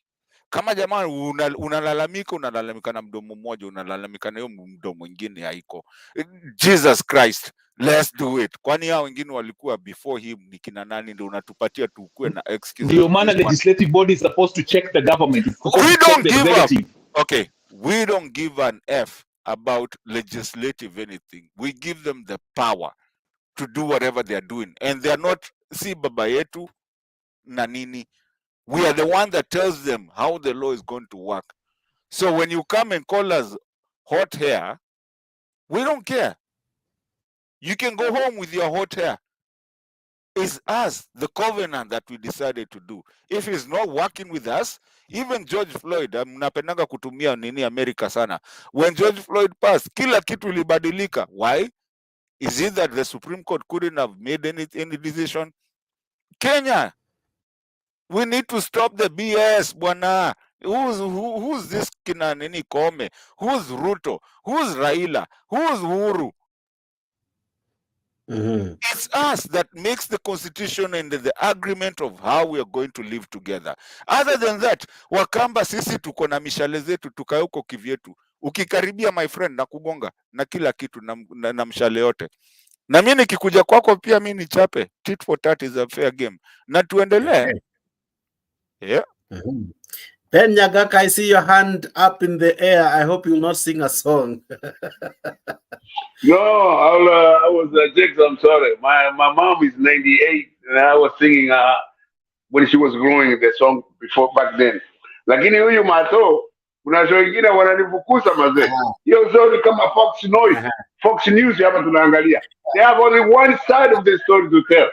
Mato, ukiingia hapa tuko watu ambao wako ndani ya UDA. We can tell you what we are doing, exactly what we wanted to tell you. But ukiwa on the other side, waendelea tu. Lakini ukitufukuza kama mimi hivi ndo nitatoka hapa. Nilikuwa tunaongea hivi ndo nitatoka. Nilikwambia story ya Penyagaka natoka, ukaniambia weka hapo. Hivi ndo natoka hapa kwa sinaga break ya Mr. I love him, he's a good man, but I'm telling you, hivi ndio nitatoka hapo. Umesikia vitu zenye nimeitwa? Nyagaka, let's hear your submissions. Sit down and hear the other side of the story. Ile ingine mnasema story moja I am personally right now living. Nilikuwa na good conversation, Mr. Chair. I had a good conversation with you, Leo. I had a good conversation, and this other friend of mine, tumekubaliana tukakosana na nini, we had a good conversation. Ladies and gentlemen, I'm not gonna sit here and listen to Penyagaka trying to bash me into something else. I'm out. Asanteni, it was good to be with you guys. Yeah, we'll have you again. We will definitely have you again. Now, okay. Nyagaka, without attacking anyone, please tell me, what are your submissions, sir? Oh, yeah, my submission is very, very clear. And Nyabaya, I see you there, and everybody else, Kenya Revolutionary. Lakini yetu ni kusema kwamba vile tulishinda serikali ndio tunaendelea. Na we have only 4 years to go. 3 years to the next election, tutaanza kurudisha hizi pesa na maisha itakuwa poa na tutashinda. That's the only thing. Na wao wengine wataka kusikia hiyo. Wanataka kusikia tumefanya mbaya, tumefanya nini? My friend, hata hapa America, Obama promised that he would close Guantanamo down. Guantanamo is still open.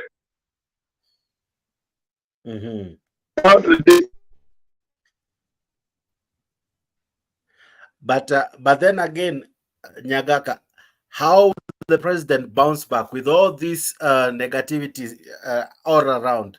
How is he planning to come back? How is he planning you saw the European Parliament Mashamba? That was great. If you listen to the intellectual capacity of what this guy is talking about, and if we can translate it into Kenya, we'll see changes, a lot of changes. Unlike what we have been told before, unlike what everybody is speaking about. Ni mafuta mama mwingine amesema ameenda kuleta sijui ya pesa ngapi. Waliuza hiyo biashara, alifanya pesa ngapi Kenya? Lakini who is championing him? Who is saying everything right about him?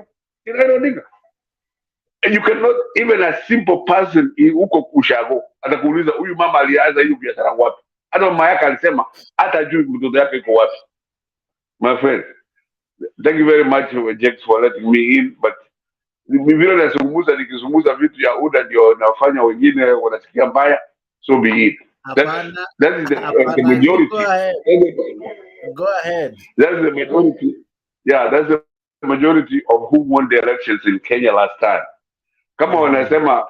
I have very many friends here, ODM SAS. Nasema, the only way you can win 2027 in the Kuiba. If we have already given up that we're going to steal. I mean, ukipata hii kitu inalala chini, si unapick up tu rio unatembea nayo. So let us be very clear. Let us ask the Asmio gentlemen now. They are talking about lowering the prices of whatever. Why can't they say that that is what the government they formed they will do? Why are they giving us dictate? How can they lose and they dictate us what to do? You Nani Kimani Ju was there wasting time because all those are a waste of time. Vile mulisema, the memorandum you put forward, ikasema you win the elections and do this and that and that. Just do it. Now wale hawakushinda, let them come up with their own ideas as to how they can rule the next government. And they could never. They have never. I just saw now 2-3 years ago or 5 years ago when Raila was on the phone with an MP from Nakuru. 2 MPs from Nakuru talk about who stole what, who took what money. Did he say that was corruption? No. But now he's a champion against anti-corruption. What a good danganya. Let us not lie to each other. Kenyatta was in the US when he said that the money they have stolen in the islands, when he comes to Kenya, we tell them. What do we see? He put he handshake the guy who really criticized him, and that was the end. The president of Chile was impeached because of that. What happened in Kenya? We are still on. So let us really, some of us support the government of the day. Those who criticize it, they have a right to criticize it. Wakishindwa wakiendelea namna hii, life in Kenya ni ngumu sana. But ikiendelea namna hii after 3 years, mutashinda. Na mkishinda, sisi hatutakasirika. I mean, that's not the end of the world. Thank you, Jakes. Appreciate you. Okay. Even now, as we near to wrap up the show, because we have done 2 hours. At times, we don't do very long shows. I want to have some feedback from Leo. Leo, you have listened to Kenya Rebel. You have equally listened to Nyagaka. What comes to your heart that the voter or those who supported William Ruto, as much as they agree that things are not still okay, why is it that they are not yet still convinced to join in either Azimio or to have, someone else to take over from Ruto? They still would vote for him despite all they're complaining of. What could be informing all this? From where is it? I think after listening to Nyagaka, I'm not surprised because, okay, it's good. He identifies with the UDA and the Kenya Kwanza, and he's not denied that. But from the way he's talking, that is the clear picture of what Kenya Kwanza and UDA is. There are people who think that Kenya as a country is like when you go to the market to buy a cow. You know, when you go to the market to buy a cow, and we've agreed and I've sold you the cow becomes mine. And you, the person who sold me the cow, doesn't have right on what I do with the cow, whether I slaughter it, whether I starve it to death. So that is up to me. And you can't come and tell me, hey, look, this cow used to take water at this time. Oh, look, this cow used to eat this and this. That is how he's trying to think. But Mr. Nyagaka, I'm sorry to tell you that the fact that somebody wins election, whether you win it genuinely in the right way or you win it in a controversial way, like William Ruto did, it doesn't make you now the rightful owner of the country and make the people who lost the election to have no say on how the country should run. There is no point in our constitution that says if the president wins election, then he has got the entire right to decide what happens, what to do, and how to do it in the country. And those people who lose elections or those people who feel dissatisfied should work on forming their own government. It's wisdom that when you win elections, even if you win by a single vote, you're now becoming the president of everyone, including the ones who did not vote you. And the reason why these people did not vote you is maybe they did not believe in your policies, or maybe they did not believe in the person you are based on how you historically are related to them or how they feel you are going to run the nation. So when you become their president, at some point, you have to listen to them. They have to correct you. They have to guide you, because it is now a collective responsibility. But telling them that the fact that you did not vote me, you should not tell me what to do, you should wait and form your own government, is the reason people fight after every 5 years, is the reason nobody is always willing to lose. Everybody wants to become a winner. But if we had a level ground whereby if you win, you accommodate those people who did not win, you accommodate their ideas, you listen to them, then it will be easy for somebody to concede defeat. Why would I concede defeat, yet you made the contest appear like something between life and death? Because if I don't have it, then my good ideas will not be heard. If I don't have it, even if you are driving us to the bush, will not be able to correct you. So it's high time people like Nyagaka, a mzee whom I respect and I think I do admire to live to his age, should change their mind. It is not late to change, irrespective of the age, and realize that we've moved on from the Moi era, whereby when you are president, because of the name's excellency and his majesty, you'd think that everybody is below you and you can just be stepping on them. They're just people like there that you can just step on them and do anything.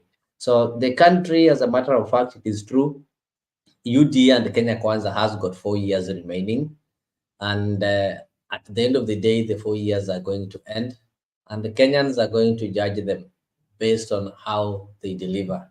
But the saddest part is that Kenyans have already started getting tired when we still have 4 years old.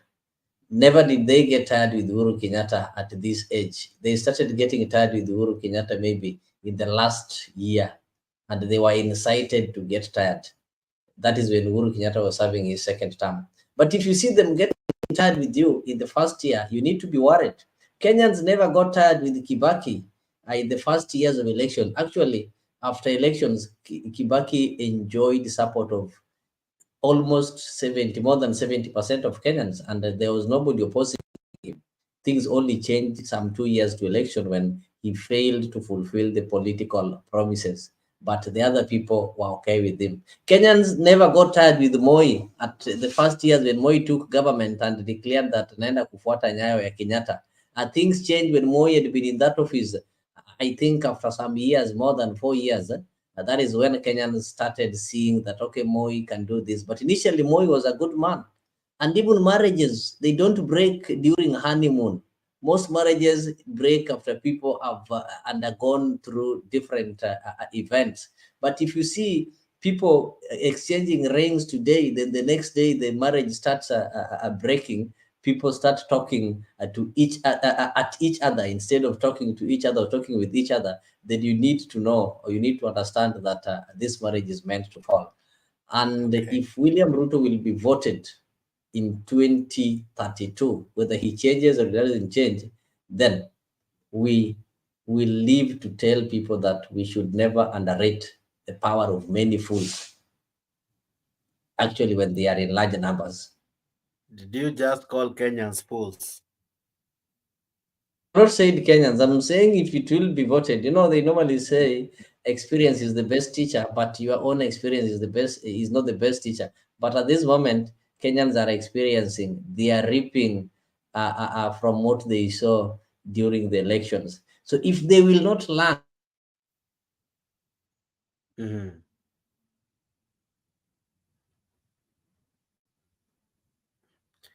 I can't hear you. Can you hear me? Oh, sorry. I'm saying I'm not calling Kenyans fools, but the kind of experience they are going through is enough to teach them some lessons in life. So if this experience will not teach them, then nothing will teach them. Itabaki tu. Mwalimu Dida used to say that mtu ataokoa nchi ni Yesu tu akirudi, na that is when wataokolewa. Kama hawataokoka, hawakusikiza ya Uhuru, hawakusikiza ya Raila na kila mtu. Sasa kama hawatasikiza kwa mwili yao wenyewe na bado wafanye makosa, basi tunasema wacha tungoje Mungu atakuja kuwaokoa. Now, when you think about where we started, the governors seem not to. Initially, we were praising the government for releasing the funds owed to the counties very early, or rather on time. What seemed to have gone wrong now? You know, in this issue of floods and everything, I blame it on preparedness. I remember in September, if I'm not wrong, like Nairobi County said they've set aside 2 billion for El Nino. And I'm still convinced that most of these counties did the same. And each and every county, we're talking of preparedness. Back in my county in CI, I heard people talking of how they are prepared for the El Nino. And why somebody will ask himself, why the sudden change? This is what happened.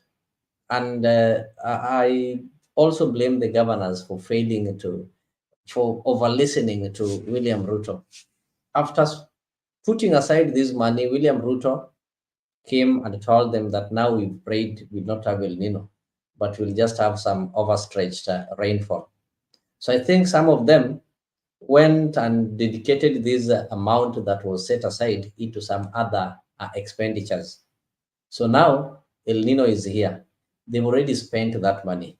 And some of them, because they knew El Nino is not going to be there, they got an opportunity to squander this money and misuse it. So it is either this money has been misused or it has been directed into other issues.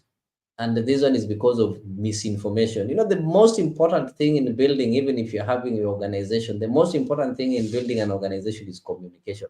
Once there's a communication lapse, then your organization cannot grow. So we are having a country whereby the head of the executive will speak A, the deputy will speak B, and the members will speak C. So there is no point the government is speaking one language. There are so many lies that they are not in a position to come together and agree on which lie they are going to sell to Kenyans. Even in the shop, if you want to sell some dead stock, you normally have to sit down as this management and the sales representatives and decide that we are going to sell this dead stock. So this specific stock is what we are going to brand as a new arrival, as fashionable and everything. But this is a government that is having a bunch of lies. So they can't even agree on which lie to sell to Kenyans. So somebody will say this, somebody will say this. Like the president talked about this issue of fuel. We were having a G to G, which is government to government. The next day, the president is telling you, no, it is not government to government. It is private individuals who are selling. The government is just having their records. Then the Secretary General of the ruling party, who is equal or should be equated to the government spokesman, comes and tells you that, you see, this mafuta ilikuwa ni ya, and the kind of talk appears like those old stories that kids used to be told. And there's some stories we used to be told, the stories of the rat and the cat, and the stories of maybe some rats planning to tie some bell at the neck of the cats, and we will believe them. So these are the rhetoric stories that we are being treated to. So it's high time.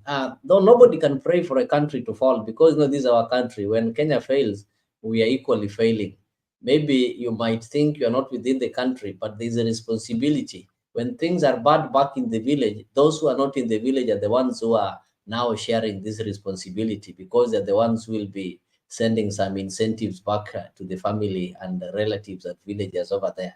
But if the country is doing well, then this one also eases some pressure on you, so you don't have to do such like things. So we don't pray for the country to fall, but we should keep on reminding these people to stop joking and playing with our country. But the moment we start supporting a mediocrity, then these people who are doing such kind of things, they get encouraged. They see no need. They say, if people are not complaining, then why do you have to get worried? Yeah. you keep on stealing. In the village, that those people used not to go to farm, but when the maize are ready, they'll be roasting maize. There's normally that season where everybody wants to roast maize. So if they pluck one cob from your farm today and you don't realize, they'll come tomorrow. But if they pluck one and they hear you shouting or complaining, somebody was in my farm, they get shocked and they won't come. So, Pen, I will really welcome you to come and help us giving pressure to this government and identifying the mistakes. And actually, if you're not in government, the only thing you're supposed to do is to identify the mistakes, because those in government cannot identify their own mistakes. So we should not castigate and maybe try to brand and demonize those people who are identifying the mistakes, because we are here to identify the mistakes, and once we identify the mistakes, they need to correct. But there's a government that is not listening.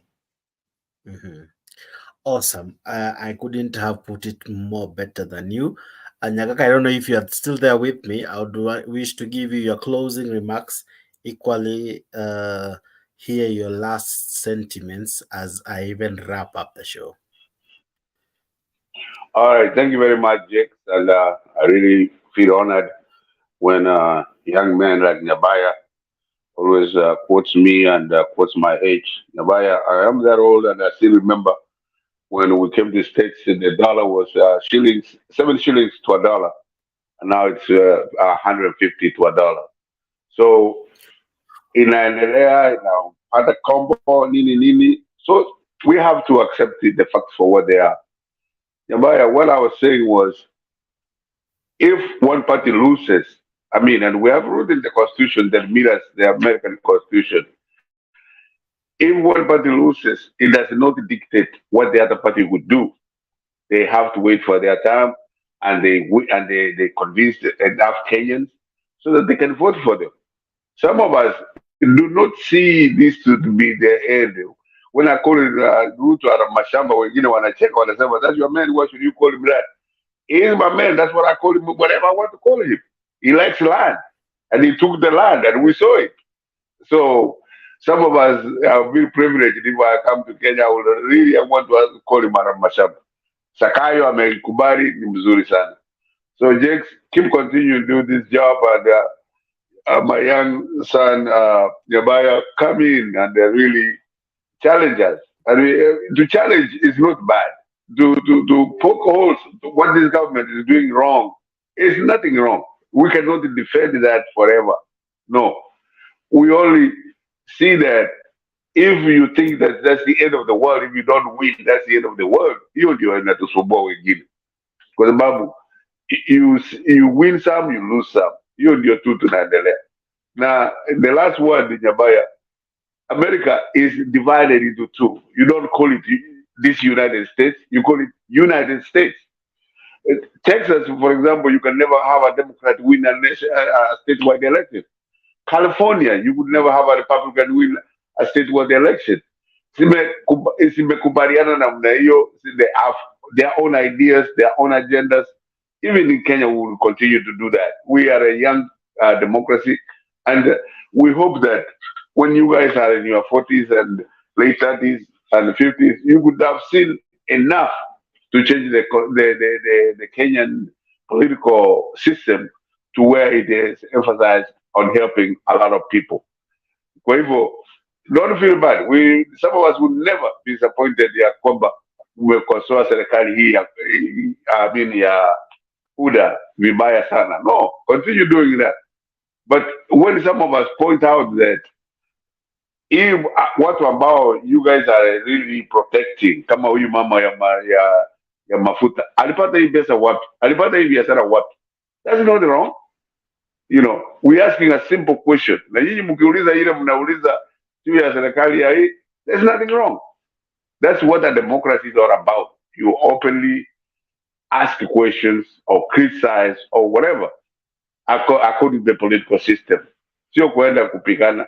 No, Nyabaya. ODM, Kibaki was never supported. That's why he lost the elections of 2005. That's where ODM was formed.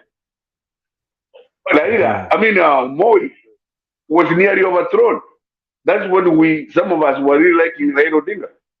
Because if the army could have taken over, it could have been quicker. But they rushed into the Air Force, and the Air Force was beaten down. Chuka, they were killed and all that. So we have the live history of what Kenya has been and what we want Kenya to be. We're not ideally saying that where we are is the best place. No. When you criticize from one side to the other side, you come to the middle and you can find the leadership in a better position. You too, ndio mimi nataka kusema Jax, yeah too. Wengine wanakasirika na mimi lakini I speak my mind and kwa sababu mimi ni mzee kutoka Kisii, I've seen a lot. Kina Nyachae, kuna Nyamweya, kina everybody I've seen. So yeah, I've contested, I've talked this politics.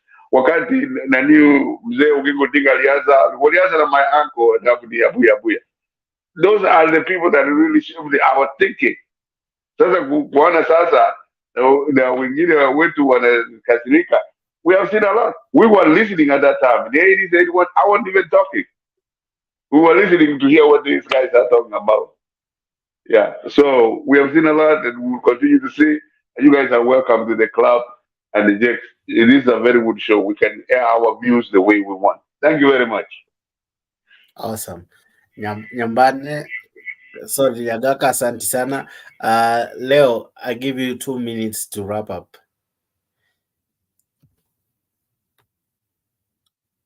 All right. Thank you so much, Jax. I think I'm really grateful that today we've managed to tackle some of the issues surrounding our counties. And maybe to wrap up to our viewers, I will really not side with the governors. And at the same time, I would really not side with the national government. There's a rift between the governors and the national government. But there's really a big problem in our country. There's a crisis. So this one shows there's lack of preparedness from the county levels to the national level. If there was some preparedness, then we would really be able to see things moving. Things are not working because the county governments did less or they did nothing to prepare for the El Nino. And the national government also did not play their part, which is releasing these funds. We know that the county government, yes, they collect some amount, and this money that they collect, majorly they use it in the recurrent expenditure, like paying the salaries and the maintenance and all those other transport and services that they give back. But these are the money like for the emergency, they are direct amount that they get from the national treasury. So we as a country need to put we need to put things right. El Nino did not come as a shock. It did not come like COVID-19 that caught people with surprise. This is something that was predicted. And we also need to take these organizations, or we need to take these departments seriously. When a department mandated to do such things, I've told you this is what is going to happen. We need to listen to experts and stop listening to politicians. I'm much convinced that some of the governors who failed to prepare is simply because they took instructions from William Ruto. William Ruto was not speaking as an expert. He is the president, but he's not an expert in everything. So he was specifically speaking as a politician. So we need to draw the line. Are we listening to William the politician or William the expert? So when you know very well William Ruto knows nothing as far as the metro is concerned, then you take his advice and relax. Then that is what is going to happen to this country. And moving forward, we citizens also need to hold these people responsible. Specifically, we don't only need to demonstrate and maybe identify some holes on the national government, but we should also devolve this energy to our counties. So we need to ask ourselves, you as an individual, before I ask what Ruto have done to lower the cost of living, I need to ask at the county level, what has my governor done to deal with this thing of irrigation? Because we know things like agriculture are devolved. What has the governor done to ensure that there is food security in the county? So when we start holding those other guys are responsible at the lower tier, then it will be easy for us even to control the national tier, which is the national government. So we need to keep on checking on our counties, giving pressure to our governors, and also making our MCAs responsible. We know the very main reason why MCAs are elected is to help in legislation and making some bylaws that are going to run these counties. Most of us, we don't even know how these county assemblies are normally run. We don't ask our MCAs so far how many bills, we don't give them ideas on things to go and discuss there. We only meet them during funerals and they give us some lunch and that is the end of it. So all in all, we citizens are to be blamed. And that's why I normally like it when we have such kind of a platform that we can be able to do some civic education.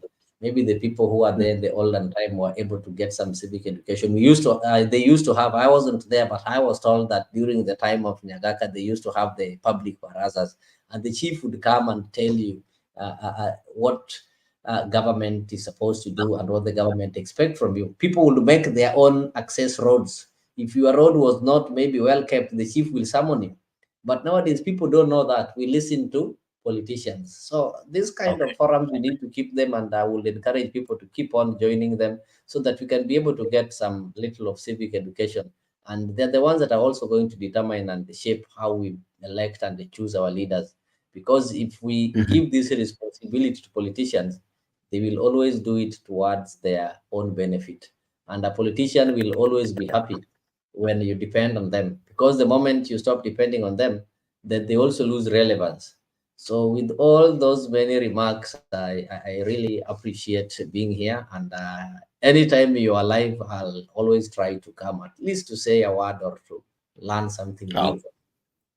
Thank you very, very much. Allow me to say thanks to many who have been watching. Good year. Thank you so much for your contribution. I see you. Shadrach Barongo, I see you. Asante sana.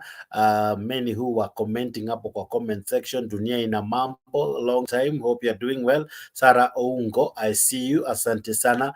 I see many commenting up kwa comment section. I also want to thank those who have been liking the video. I see Anthony Mutungu, asante kwa like hii video. Ambrose Baraza, I see you. Morris Oko, I see you. Peter Kalinge, I see you. Asante sana. Masisi Atieno, asante sana. Boni Wahiu, I see. Yeah, Wahiu, I see you. Asante sana. Moto Mark, I see you. Asante sana kwa like hii video. I want to end the show by playing what informed the show in the first place. And I'll begin from where it all began. Let me begin from yesterday and play till today. Thank you so much for watching, but I'll come to wrap up. But first, enjoy these clips even as we wrap up the show. Thank you, ladies and gentlemen.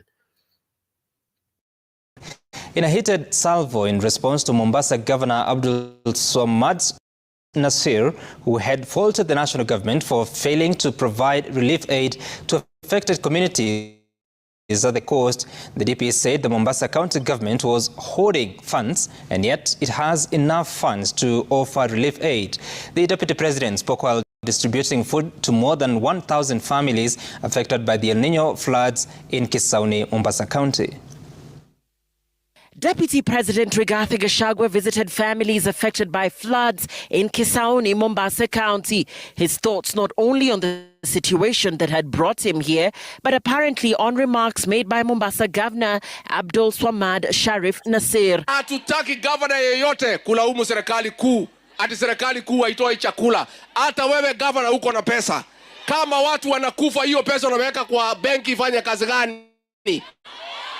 Pesa yote saa hii, kila gavana katika Kenya, pahali watu wameathirika, wasimamishe kazi zote, wanunulie watu chakula na blanketi na madawa.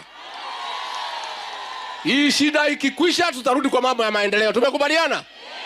Kwa sababu hata tukifanya maendeleo, watu wakikufa, unafanyia nani maendeleo? Kuna mtu unafanyia maendeleo? Mombasa County has been hard hit by floods in recent days, and the governor, Abdul Swamad Nasir, while outlining his county government's plan to assist those affected by the El Nino rains, had alluded to the inadequacy of the national government's response. We're not even aware which funds there. I'm informed. I was not there, but I'm informed that they brought in, I think it was a lorry of food. But I'm not aware. Please do not judge me on my statement. I'm not aware, but I am informed. Gachagua wants county governments to allocate and release more funds to complement national government efforts. Such money is not forthcoming. They are expected to use emergency money within their financial provision and to reallocate money within their budget to intervene for the people that they govern. As a national government, last week we released 2.4 billion Kenya shillings as an initial injection into the effort, and will continue to inject more as we proceed on. To date, we wish to state and clarify that county governments have not received any allocation from the national government to go towards mitigation measures for El Nino. As a matter of fact, counties are owed a total of 62.58 billion from the equitable share that is yet to be disbursed as follows. 13 counties are owed 10.17 billion for the month of September. 27 counties are owed 19.64 billion for the month of October. And finally, all counties are owed 32.76 billion for the month of November. There is no money that any county has been given to respond to the adverse effects of El Nino up to today. And I would know, I have not received. If any governor would have received, I would know. Governors shouldn't be intimidated.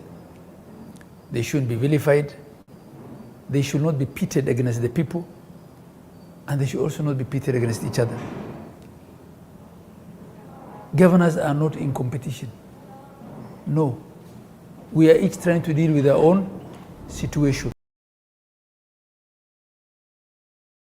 I talked before you came, and I've just seen your statement about El Nino.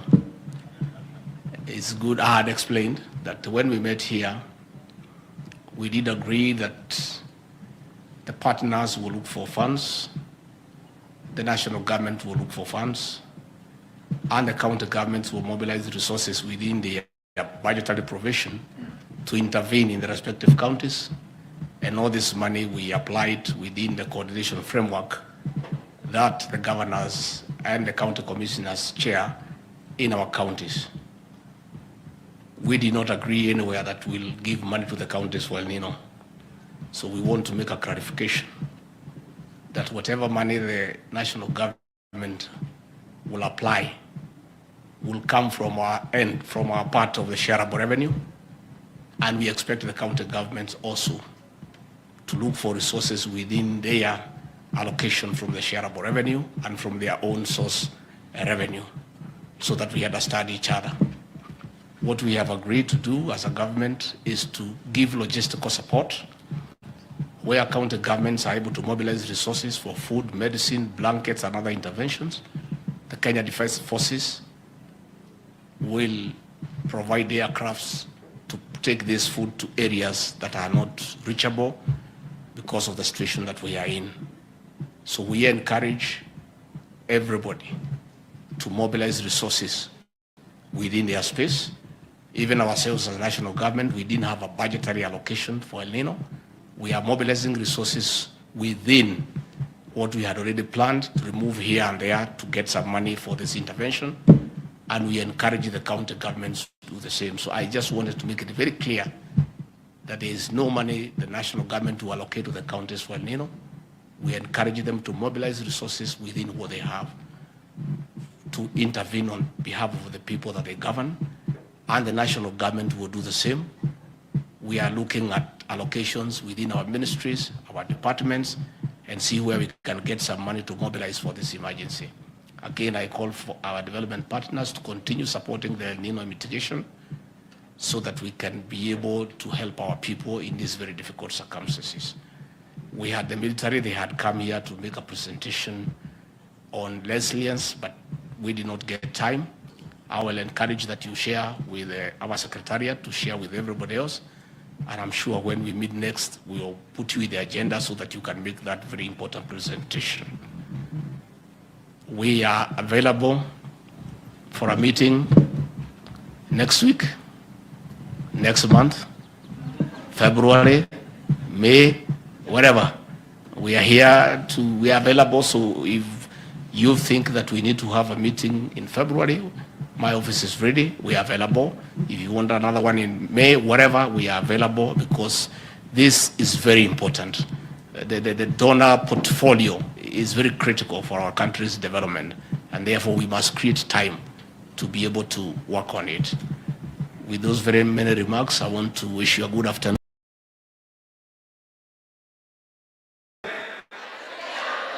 Sasa kwanza mimi nataka kutoa pole kwa mikasa yaloweza kutokea. Haya ni mambo ambayo binadamu unaweza kupanga yako, lakini huwezi kumpangia Mungu. Unaweza kupanga yako, lakini huwezi kupangua Mungu aloyapanga.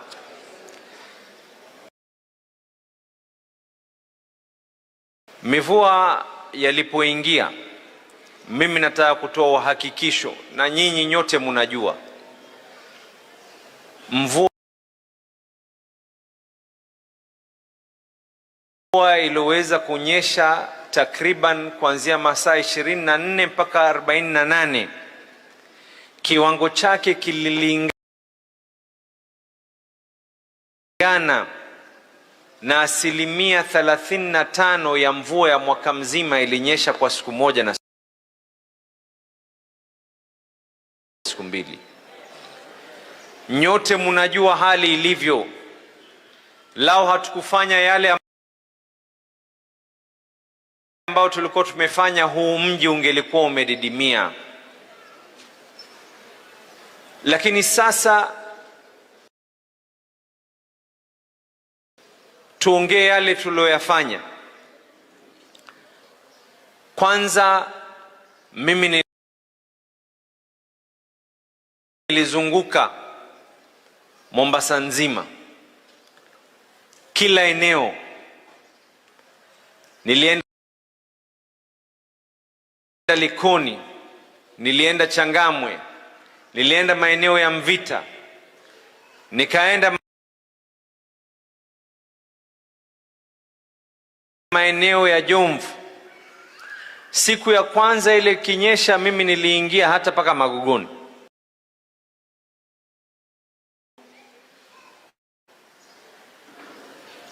Na tukasema ya kwa badili ya watu sasa kutoka wodi nyingine zote zile 3 zilobaki za Kisauni, tukae pamoja, ni wakabidhi kile kidogo ambacho kwamba Mungu antujalia tuweza kukifanya. Si tabia yangu, na nyote mnanijua, wala sitokuwa kimumunya kuharibu kia ukubwani. Mdomo wangu si mdomo wa kutusi.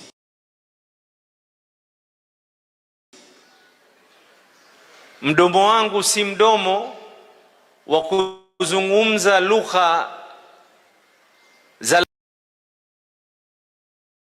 laghai, wala lugha ambazo kwamba ni zenye kuleta chuki.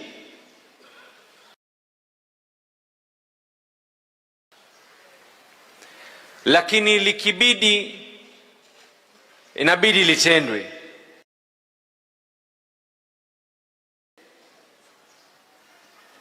Mimi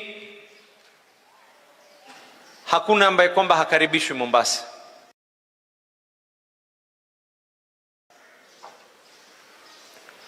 na hakuna anayekatazwa mwelekeo wake wa kisiasa atake uende hivi ama ende hivi.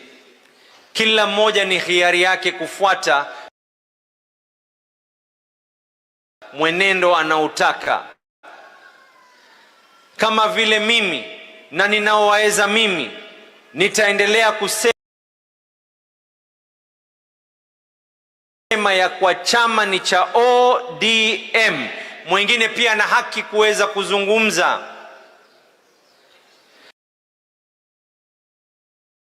Lakini haki yako ya kuzungumza isiwe ni haki yako ya kudanganya watu katika wakati wa dhiki.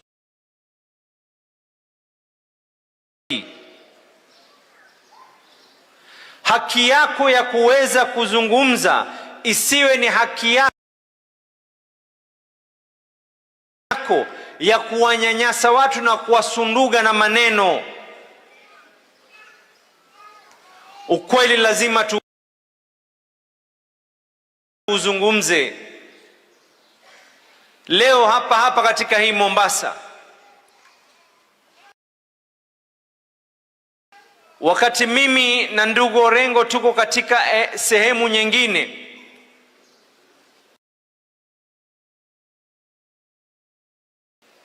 tuko katika hali ya kikazi, nimepata fununu ya kwa watu wamekaa na wakasema ya kwa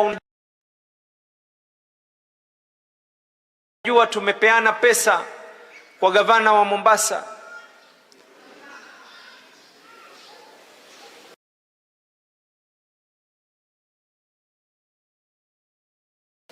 Mimi kwanza ni kuomba Mungu, Mwenyezi Mungu azijalie ziingie. Itikieni amin.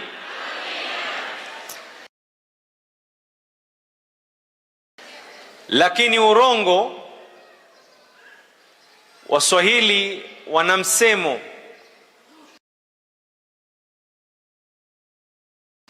ukweli hauna haja ya nguzo ya kuweza kusimama. Ukweli ujaribu kuuzamisha unavyotaka kuuzamisha, ukweli utaweza kuibuka wenyewe. Leo mimi natoa kauli hapa kama gavana wenu, hamna ndururu, hata wacha ndururu. Ile pesa za zamani zile za kutoboka pia hamna hata moja pesa ya Nino iliyoweza kufika katika Mombasa. Ndugu gavana wa Siaya hapa ameweza kukonfirm ya kwa pia wao. Na maneno alozungumza gavana Orengo, maneno haya hata mtoto mdogo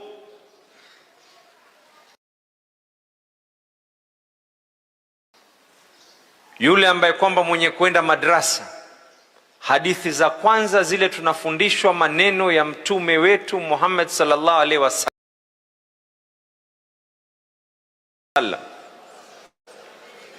Ukitaka kujua sifa za mnafiki ni ngapi? Kwanza, akiitoa akipeana ahadi. Pili,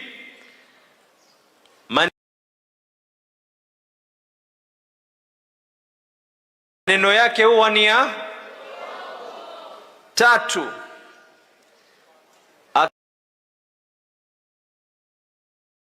akiaminiwa, si maneno yangu,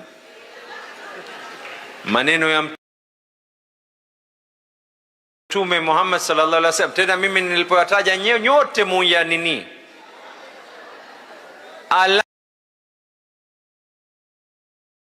alama za mnafiki ni 3.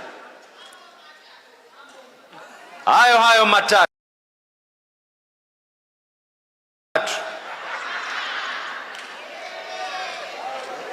Mambo ni mangapi? Kama ni mbaya ni mbaya, my friend. Kama ni mbaya ni mbaya.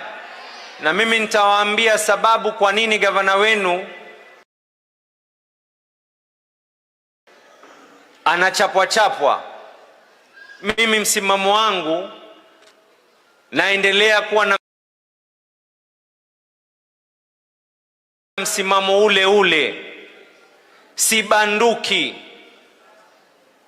Bandari iweze kuwafaa watu wa Mombasa. Ikiwa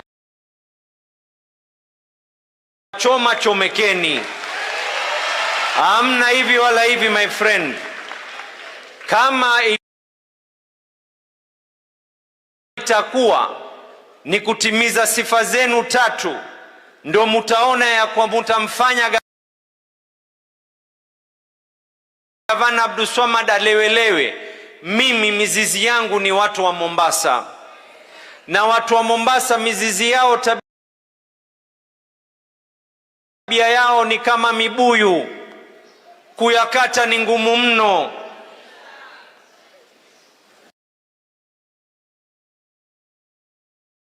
Kuyakata ni ngumu mno.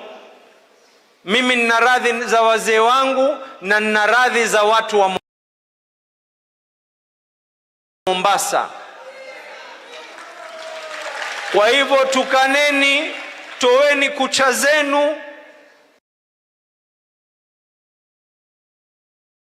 onesheni zile ambazo kwamba ni dalili na mithili yenu, lakini hatuteteleki. Tutaendelea,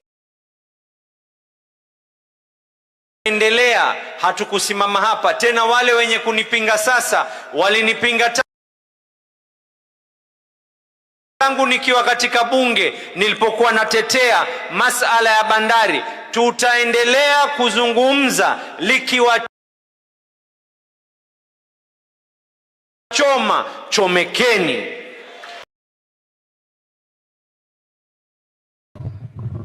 Your Excellency, the Deputy President of the Republic of Kenya, Heads of Mission, Co-Chair Ambassador of the Kingdom of Netherlands, Ambassador Martin Brouwer, CS, National Treasury, and all Cabinet Secretaries present, all development partners present, ladies and gentlemen, and all protocols observed, good afternoon.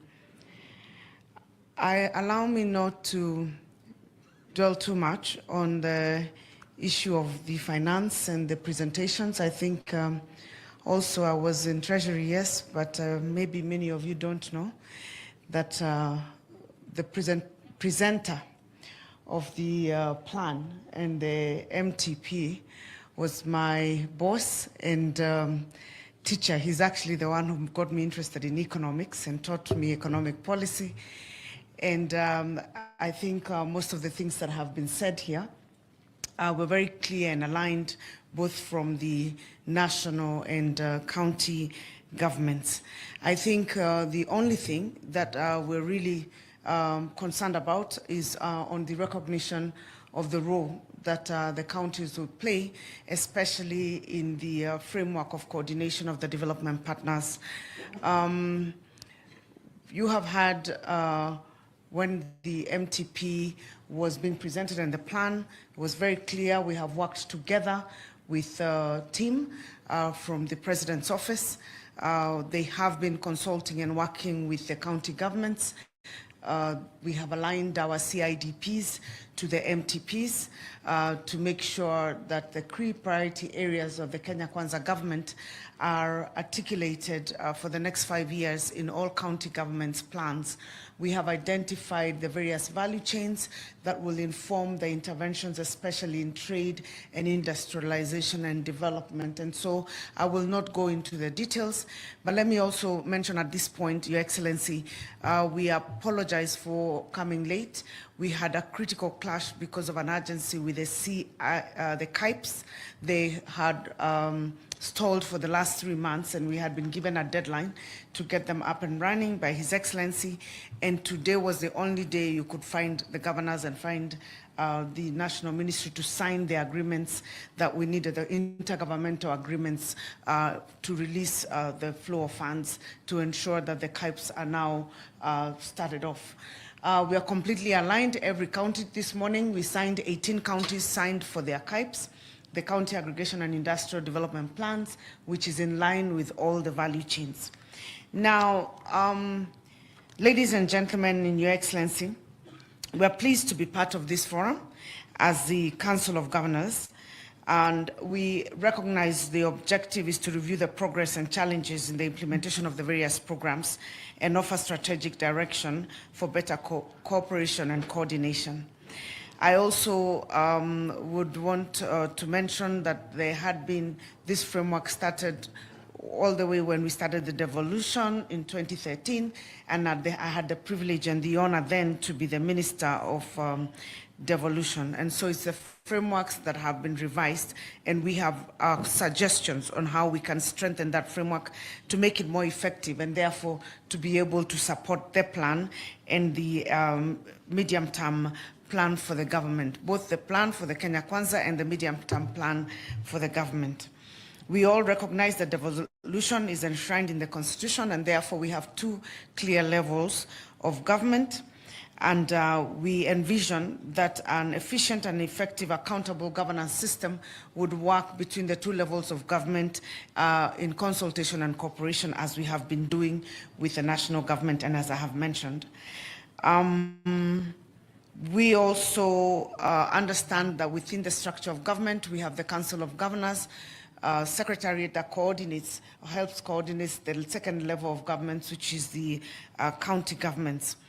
The presenters have also outlined the devolved functions in agriculture, in health mostly, in water, in trade and SMEs, in the establishment of SACCOs, all the functions that are devolved, which form a critical part of the plan by the Kenya Kwanza government. So considering that these are matters of common interest between the counties and the national government, we have mentioned that we have aligned completely with the CIDP and the MTP.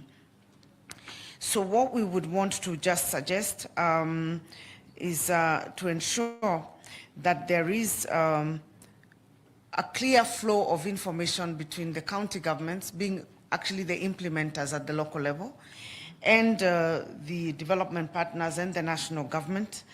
We would like to see a little bit more consideration in the organizational structure of the Development Partnership Forum. We suggest the Council would like to propose a 2-level coordination.